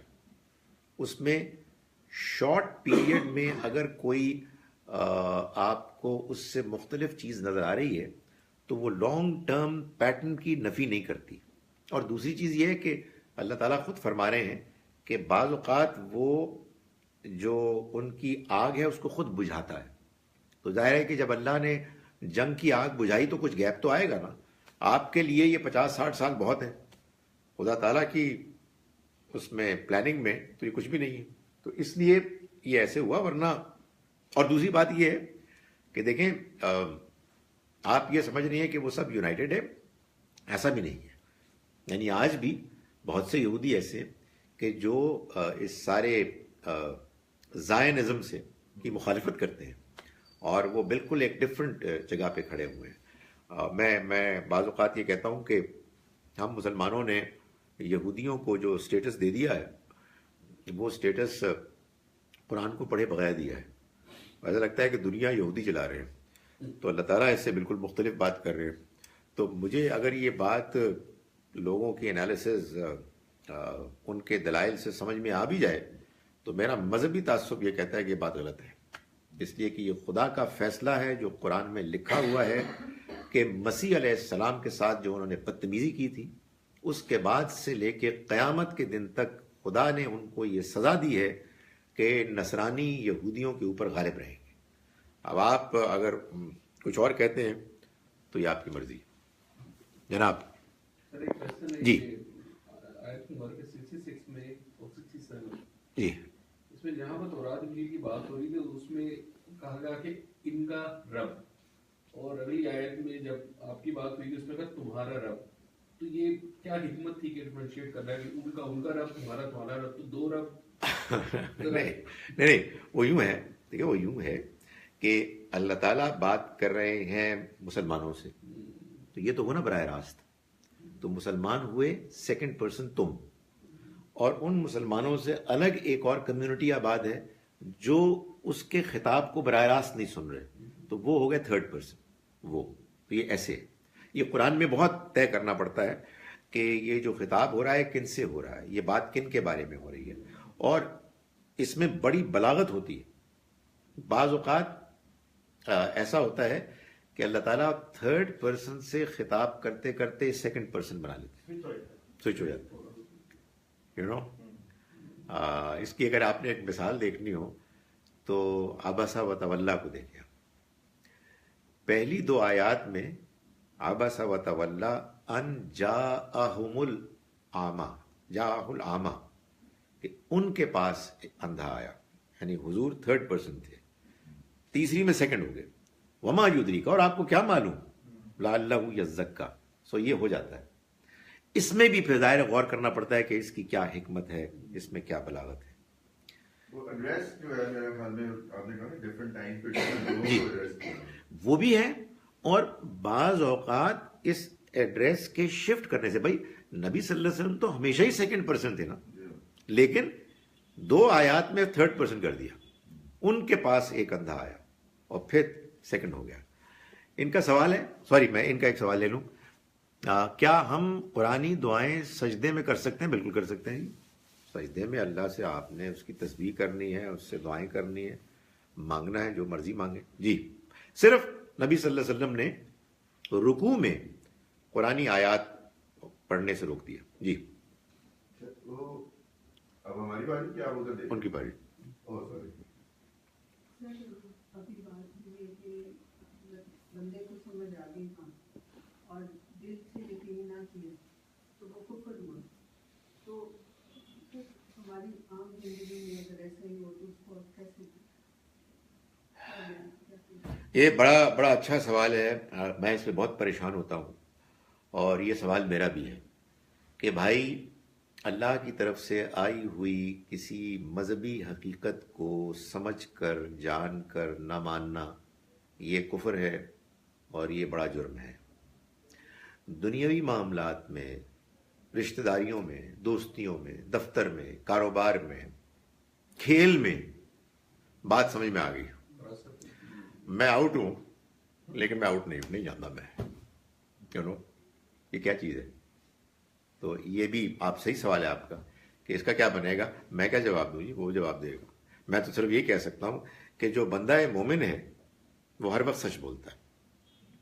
میں نے یہ تقریر کی ایک جگہ، اور ابھی 2-4 دن پہلے وہ بچے تھے، تو میں نے کہا بچوں میں آپ کو اس وقت ایک بات کہہ رہا ہوں، سچ بولنا ہے، سچ بولنا ہے. تو ایک بچی نے کہا کہ سر کبھی کبھی تو اجازت ہے نا جھوٹ بولنے کی. میں نے کہا بالکل نہیں ہے، یہ تو دروازہ آپ کھول دیں گے. سو سچ بولنا چاہیے، اور اگر خدا نہ خواستہ کبھی کوئی گڑبڑ ہو گئی پچھتانا چاہیے، افسوس کرنا چاہیے، اللہ سے معافی مانگنی چاہیے، اس کی اصلاح کرنی چاہیے. سو یہ بات بالکل صحیح ہے آپ کہ جب اللہ تعالیٰ یہ کہتے ہیں کہ اس کی طرف سے آئے ہوئے پیغام کو سمجھنے کے بعد اگر کوئی اس کو ماننے سے انکار کرتا ہے تو پھر دنیا میں اور بھی بہت ساری حقیقتیں ہیں، ان کو بھی سمجھ لینے کے بعد ان کا انکار اس لیے کرنا کہ یہ وہ کہہ رہا ہے، یہ اس کا خاندان کہہ رہا ہے، یہ کوئی انڈین کہہ رہا ہے، یہ کوئی یہودی کہہ رہا ہے، یہ کوئی گورا کہہ رہا ہے. اب سوچے نا تو کتنی عجیب بات ہے. تو ہمیں اسی لیے تو میں گزارش کرتا ہوں کہ ہم مسلمانوں کو ہر حال میں حق پسند ہونا چاہیے. جی جناب. جو آپ بات کر رہے تھے نا کہ جو آپ نے کہا تھا نا کہ یہ 3 کرائٹیریا ہے جنت میں جانے جی کا، جی جو ذکر ہے، اس میں کیا ایسے نہیں ہو سکتا کہ یہ جو ذکر ہے یہ ان لوگوں کا ہو جو کہ ایک نبی آنے سے پہلے، یعنی کہ جو حضرت عیسیٰ کے آنے سے پہلے جو یہودی تھے جو کہ اللہ میں ایمان رکھتے تھے، آخرت پہ رکھتے تھے اور نیک عمل کرتے تھے، کیا یہ ایسے لوگوں کو ریفرنس نہیں ہو سکتا کہ حضور صلی اللہ علیہ وسلم سے آنے سے پہلے جو نصارہ تھے جو یہ سب کرتے تھے اور شرک نہیں کرتے تھے؟ تو یہ مجھے ایسے لگتا ہے کہ یہ بھی ریفرنس ہو سکتا ہے. یعنی یہ جو دوسری بات آپ نے کی نا کہ شرک نہیں کرتے تھے، یہ تو آمنا باللہ پہ آ گیا جی ہاں، کہ جو ایمان لایا اللہ پر. جی ہاں، جو دوسری بات آپ نے کی بات ویسے ہی ہے، مگر ویسے کیوں ہے؟ اس لیے کہ حضور کے انکار کے بعد تو بندہ مجرم ہو جاتا ہے، بالکل ٹھیک ہے نا، لیکن انکار کے بعد، انکار میں یہ بات امپلائیڈ ہے کہ بات پہنچ گئی. تو اگر کسی کو بات پہنچی ہی نہیں ٹھیک طرح سے تو اس کا بھی وہی معاملہ ہے کہ جو پہلے یہود و نصارہ کا ہے، ایگزیکٹلی. اور یہ فیصلہ اللہ کرے گا. جی ہاں، یعنی یہ بات کہ نبی اکرم صلی اللہ علیہ وسلم کا پیغام پوری دنیا کے انسانوں کو ایسے پہنچ گیا جیسے کہ مثال کے طور پر آپ کی زندگی میں آپ کی قوم اور آپ کے علاقے کے یہود و نصارہ کا پہنچائے، یہ بات غلط ہے، ایسا ہرگز نہیں ہوا. اس لیے یہ فیصلہ اللہ کرے گا کہ کس کو پہنچا، کتنا پہنچا. کسی کو پہنچ گیا اور اس نے اس کا انکار کر دیا تو وہ مجرم ہوگا. اور انکار کا بھی کیا مطلب ہے؟ بھائی میں نہیں جانتا، یہ وہی فیصلہ کرے گا. ہو سکتا ہے ایک بندہ کہے یار بات سمجھ میں آ گئی ہے لیکن حالات مشکل ہیں، میں ان کا ماننے والا ہوں مگر بڑا میں ڈرنے والا ہوں. آئی ڈونٹ نو، یہ تو خدا فیصلہ کرے گا نا. پیغمبر کے زمانے میں تو اللہ کی طرف سے پروٹیکشن مل جاتی تھی، لوگ مدینہ آ جاتے تھے، وہ پیغمبر کے ساتھی بن جاتے تھے، ان کے لیے فرشتے اترتے تھے. تو اس لیے ہم اصل میں چیزوں کو اوور سمپلیفائڈ کر کے جذباتی ہو گئے ہیں کہ جیڑا مسلمان ہے وہ جنتی ہے، تو جیڑا نان مسلم ہے وہ کافر ہے اور جہنمی ہے. نہیں، یہ فیصلہ اللہ کرے گا. نہ خدا تعالیٰ نے مسلمانوں کے بارے میں بھی کوئی اعلان کیا ہے اور نہ غیر مسلموں کے بارے میں کیا ہے. جو کفر کرے گا وہ مجرم ہے، تو کفر کا جرم پہلے ثابت ہوگا، اس کے بعد سزا ملے گی. میں اتنی بات کہہ رہا ہوں. اچھا جناب، ایک کیا ہے ان کا سوال، یہ فرماوے ہیں کہ one hears that our life is predestined, it is our qismat, then what role can we play in our life if everything is decided beforehand by God?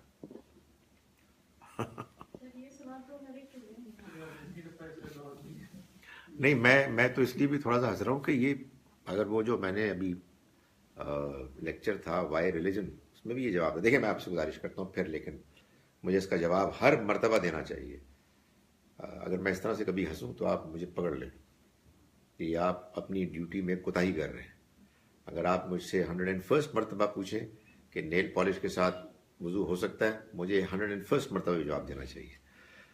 اس لیے کہ ضرورت ہے لوگوں کی، لوگ بھول جاتے ہیں، ان کو بات سمجھ میں نہیں آتی. دیکھیے، گزارش یہ ہے کہ جب ہم اللہ کو مانتے ہیں تو ہم اس کو مانتے ہیں اس کی صفات، اس کے ایٹریبیوٹس کے حوالے سے. اس کی تمام اعلیٰ صفات ہیں، وہ جانتا ہے، اور اس کی تمام صفات پرفیکٹ ہے، اور وہ سب کچھ جانتا ہے. یہ اس کی ایک صفت ہے. وہ انصاف کرنے والا ہے، اور اس کا انصاف کرنا بھی پرفیکٹ ہے. یہ دوسری صفت ہے. دونوں صفات پرفیکٹ ہیں، دونوں سائملٹینیسلی فنکشن کر رہی ہیں، آپریٹ کر رہی ہیں. اس کے علم کے پرفیکٹ ہونے کا مطلب یہ ہے کہ وہ جانتا ہے کہ میں نے پاسٹ میں کیا کیا، میں ابھی کیا کر رہا ہوں، اور میں فیوچر میں کیا کروں گا. اگر وہ یہ نہیں جانتا کہ میں فیوچر میں کیا کروں گا تو اس کا علم امپرفیکٹ ہے. لیکن وہ اللہ ہے، وہ پرفیکٹ ہے. یہ ایک بات ہوگی. جیسے وہ کہتے ہیں نا میتھمیٹکس میں، یہ ایک ایکویشن ہوگی. اب ایک اور ایکویشن ہے. اللہ انصاف کرنے والا ہے، انصاف مکمل کرے گا. انصاف کا یہ تقاضا ہے کہ وہ مجھ کو جواب دہ ٹھہرائے ان چیزوں کے بارے میں جو میں نے خود اپنی آزادانہ مرضی سے کی. مجھے کسی نے دھکا نہیں دیا، مجبور نہیں کیا. چنانچہ یہ بھی ٹھیک ہے. تو اب ان دونوں ایکویشنز کو سائملٹینیسلی آپ سالو کریں تو جو جواب آتا ہے وہ یہ آتا ہے کہ وہ یہ جانتا ہے کہ میں کیا کروں گا، لیکن وہ یہ بھی جانتا ہے کہ میں جو کروں گا اپنی مرضی سے کروں گا، اور اس کی وجہ سے جواب دہ ہوں گا. اور اس کا جاننا میری مرضی کو انفلوئنس نہیں کرے گا، اور اگر کرے گا تو پھر میں جواب دہ نہیں ہوں گا. یہ بات اب ہمارے کھوپڑی سے اوپر نکل جاتی ہے. ہمارے پاس اتنی کیپیسٹی نہیں ہے کہ ہم اس بات کو پوری طرح سے گریسپ کر سکیں. تو اسی وجہ سے نبی اکرم صلی اللہ علیہ وسلم نے کسی موقع پر اس طرح کی باتوں پر زیادہ بحث کرنے سے روکا. یہ ایسے ہی ہے جیسے کہ آپ نگاہ رکھتے ہوئے، آنکھیں رکھتے ہوئے، جو بڑی ایک نعمت ہے، آپ اپنے آپ کو بھی اور اوروں کو بھی روکتے ہیں کہ سورج کی طرف ٹکٹکی باندھ کے مت دیکھو، اس لیے کہ آنکھیں خراب ہو جائیں گی، کوئی فائدہ نہیں ہوگا. آپ نہیں میں تو بڑی میری آنکھیں ہیں، میں دیکھ سکتا ہوں، تو دیکھ لیں پھر آپ. تو اللہ کے پیغمبر ہمارے ہادی رہنما ہیں. وہ ہم کو یہ بھی بتاتے ہیں کہ عقل کی کیا لمیٹیشنز ہیں. تو یہ اصل میں جو پری ڈیسٹینیشن کا مسئلہ ہے ایک حد تک سمجھ میں آتا ہے، لیکن اگر آپ یہ جاننا چاہیں کہ آپ پوری طرح سے اس پر قابو پا لیں تو نہیں، یہ بات غلط ہے. میں اس کو اور تفصیل سے بھی کچھ مثالیں دے سکتا ہوں، لیکن آئی ہوپ کہ یہ بات کلیئر ہو گئی. ہے کوئی سوال یا میرے ادھر ایک اور؟ جی لیکن ایک نارمل سی بات ہے کہ جس طرح سے آپ یہ ساری ہم باتیں سنتے ہیں، انسان کے اندر ایک سب کانشیس ہوتا ہے، ایک ضمیر ہوتا ہے کہ جو آپ کو ایک ایک قدم کے اوپر بری باتوں کا بتاتا ہے، کہ ہر انسان کے اندر ہوتا ہے، بے شک ہم مانیں یا نہ مانیں. ٹھیک.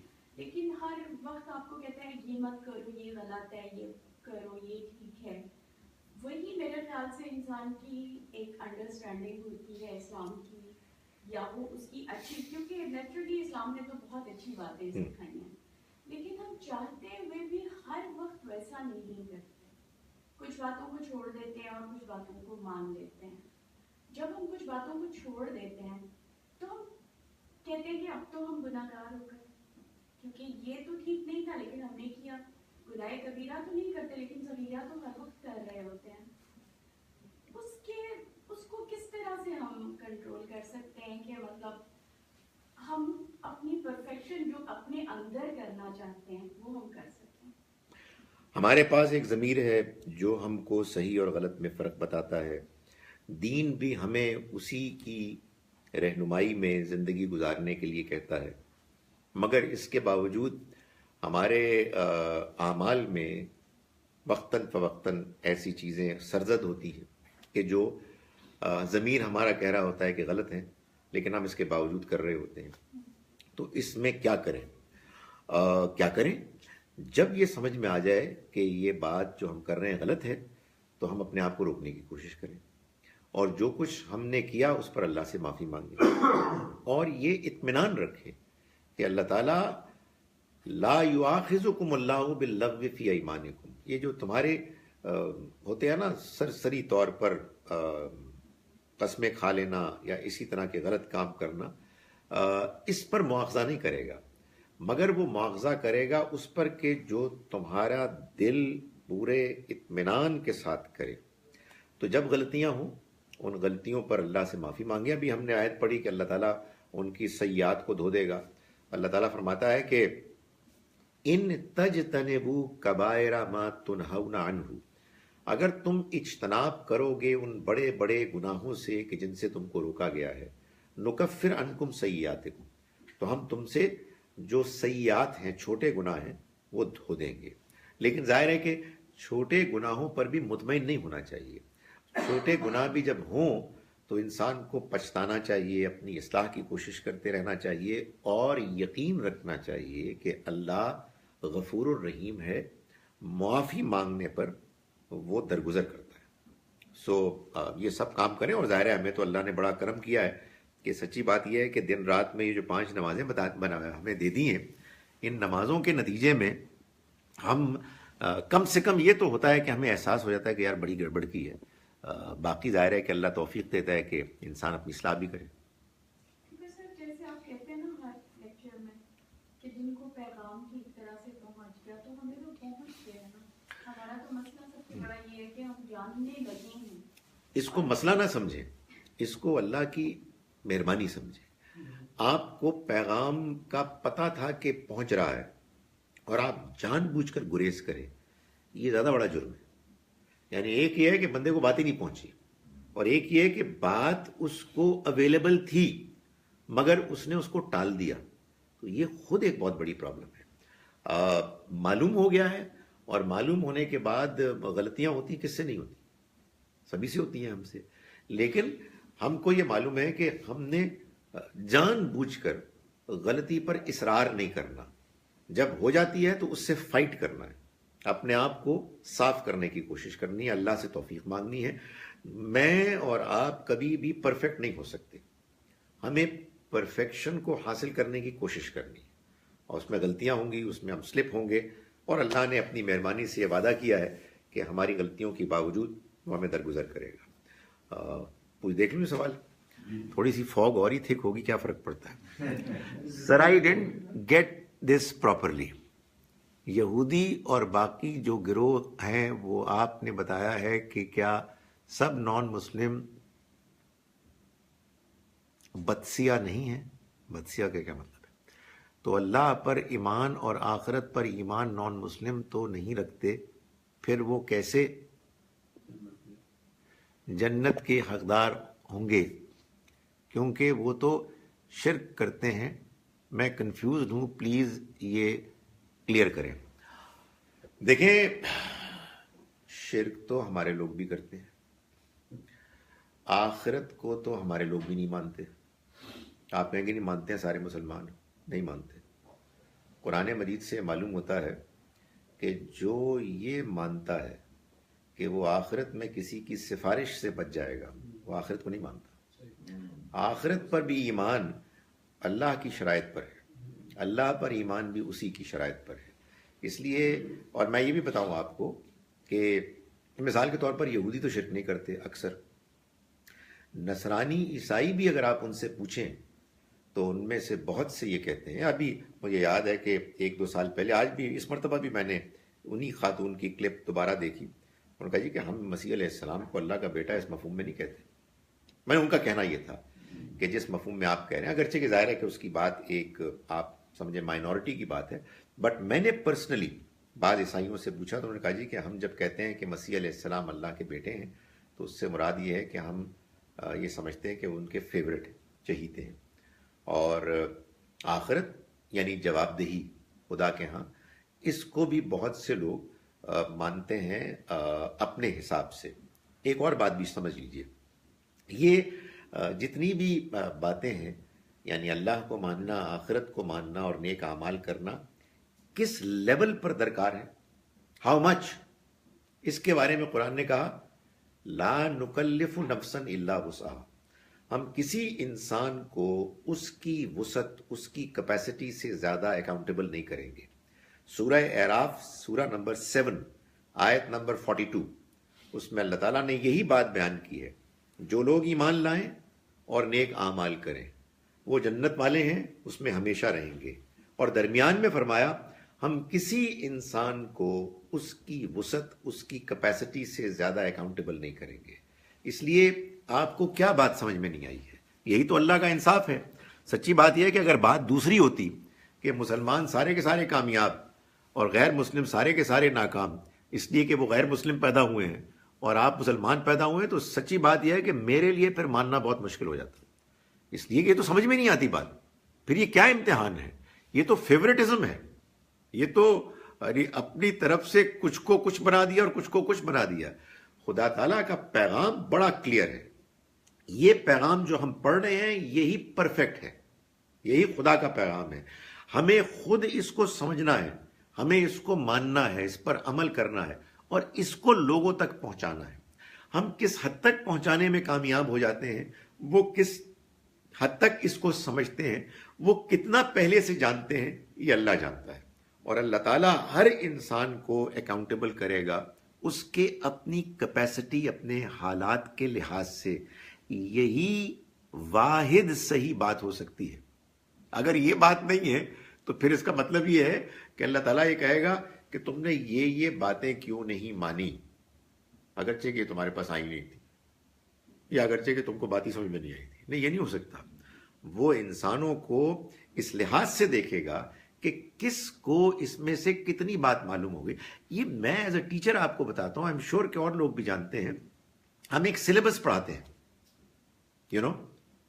Maths who, chemistry who, what ever, اور پھر ہم جانتے ہیں کہ یار میں نے ویسے اس مرتبہ ٹھیک نہیں پڑھایا تھا، تو واٹ، اس مرتبہ پاس مارکس 60% نہیں ہوں گے، 45 ہوں گے۔ آئی نو آئی ڈنٹ ٹیچ ویل، آئی نو میں نے چھٹیاں کی تھیں، آئی نو تم لوگوں کے اس کی تیاری میں جو پچھلے کورسز تھے وہ یونیورسٹی ڈھنگ سے آفر ہی نہیں کیے۔ یہ ہم جانتے ہیں یار، یہ ہم جب انصاف کرتے ہیں تو ہم بھی یہ کرتے ہیں، تو خدا سب سے زیادہ انصاف کرنے والا ہے۔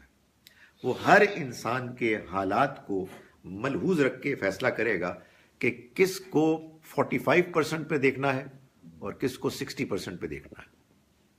جب وہ شرک کرتے ہیں اور اللہ پر ایمان ہی نہیں رکھتے تو، اور آپ جیسے کہتے ہیں ہدایت ان تک نہیں پہنچی، تو آج کل تو اتنے ذرائع ہیں کہ ہر ایک تک بات پہنچ رہی، اگر وہ سمجھنا چاہے اور اپنی مطلب انڈرسٹینڈنگ کو بنائے یا چاہے تو بہت میڈیا ہے، بہت مسلمانوں کو پہنچ گئی ہے۔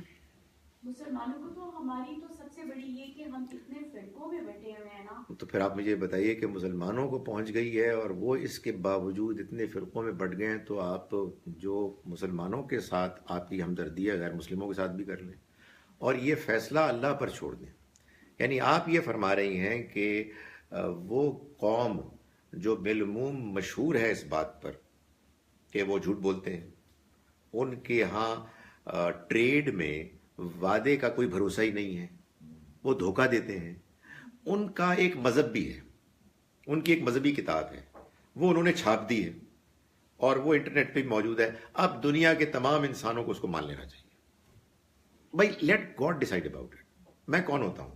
مگر یہ بات مجھے سمجھ میں نہیں آتی کہ کیسے لوگ اس کی طرف اٹریکٹ ہوں گے۔ پھر مجھے بتائیں یہ کیسے ہوتا ہے کہ بعض اوقات ایک بہت نیک اچھا دیانتدار مسلمان ہے کہ جو بعض غیر مسلموں کو اسلام کے قبول کرنے پر قائل کر دیتا ہے، اور بہت سے بد عمل لوگ ہوتے ہیں جن سے دنیا بھاگتی ہے۔ یہ اتنا آسان نہیں ہوتا۔ پھر آپ مجھے یہ بتائیں کہ نبی اکرم صلی اللہ علیہ وسلم اور آپ جیسے دوسرے پیغمبروں کے لیے اتنے اعلیٰ کردار کا ہونے کی ضرورت کیا تھی؟ ایک کتاب آتی پیراشوٹ سے آسمان سے اور وہ پھیلا دی جاتی، وہ کردار، وہ اخلاق، وہ ہمدردی، وہ قربانی، اس نے لوگوں کے دل موم کیے ہیں۔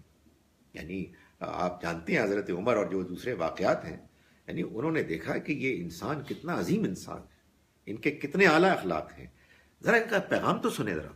سچی بات یہ ہے کہ ہم جیسے لوگوں کے کردار کے نتیجے میں دنیا اس پیغام سے دور ہو رہی ہے۔ ہمارے اپنے بچے آج ہم سے یہ سوال جزاک کرتے اللہ۔ ہیں، ہماری کیریکٹرسٹکس کو جو دیکھتے ہیں اور जब वो बाहर मतलब यही क्रिश्चियंस को आप ले लें या ये फॉरेन कंट्रीज में, तो वो कहते हैं कि ये हमसे बेहतर लोग हैं। देखा ना, तो अब आप वो सवाल करते हैं कि हमारी कैसे मगफिरत हो जाएगी और इनकी कैसे नहीं होगी। तो आपने मेरा जवाब दे दिया। जी, वो तो सर हमारी कैसे अब मैं कंफ्यूज नहीं हूँ कि आपका सवाल क्या है। तो इसका मतलब ये कि आप इस बात को मान रही हैं कि महज पैगाम का अल्फाज में पहुंचना काफी नहीं है, बल्कि उसका सही तरीके से पहुंचना है। वो यार ये तो सवाल ज्यादा हो गए, मैं अब इसको मुख्तसर जवाब दूंगा। एक जुमले से ज्यादा हो तो आप मुझे रोक लें। In some rather most translations of the Quran, Surah Baqarah, Ayat 62, the name of the Holy Prophet is mentioned along. Although a plain reading of the ayat does not contain his name, is this not most improper?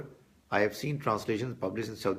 नहीं, वो ठीक है, मेरा ख्याल है कि आपका एतराज़ मुझे समझ में आता है, but I think उस इन्नल लज़ीना आमनू का मतलब यही है, जो मुसलमान हुए, जो हुजूर पर ईमान लाए। वरना वल्लज़ीना हादू व नसारा का कोई मतलब नहीं है। ज़ाहिर है कि ईमान तो यहूदी और नसरानी भी लाए थे ना अपने अपने ज़माने में। इन्नल लज़ीना आमनू का मतलब यही है कि जो ईमान लाए हुजूर पर। इसलिए जिन्होंने तर्जुमे में इसको खोला है, मेरे ख्याल में उन्होंने कोई गलत नहीं किया। They say marriages are made in heavens in light of what you have just said, so this is not true. So God does not decide your partner in life. देखिए बात यह है कि दे से का तो मैं जवाब नहीं दूंगा, इसलिए कि लोग तो बहुत कुछ कहते हैं। If God says something or the Prophet sallallahu alaihi wasallam said something, मैं उसको जवाब दूंगा। ये ऐसे ही लोगों की मशहूर हो गई है, ये बिल्कुल ऐसे ही है। ऐसे ही जोड़े आसमान पे तय होते हैं, जैसे तलाक़ें तय होती, जैसे ये तय है कि आप लोग आज यहाँ बैठे होंगे। तो ये तो असल में इस तरह की चीज़ है, इसको खामखा इससे ज़्यादा नहीं बढ़ाना चाहिए। अल्हम्दुलिल्लाह, चलें जी। सुब्हानक अल्लाहुम्मा नशहदु अल्ला इलाहा इल्ला अंता नस्तगफिरुका व नतूबु इलैक।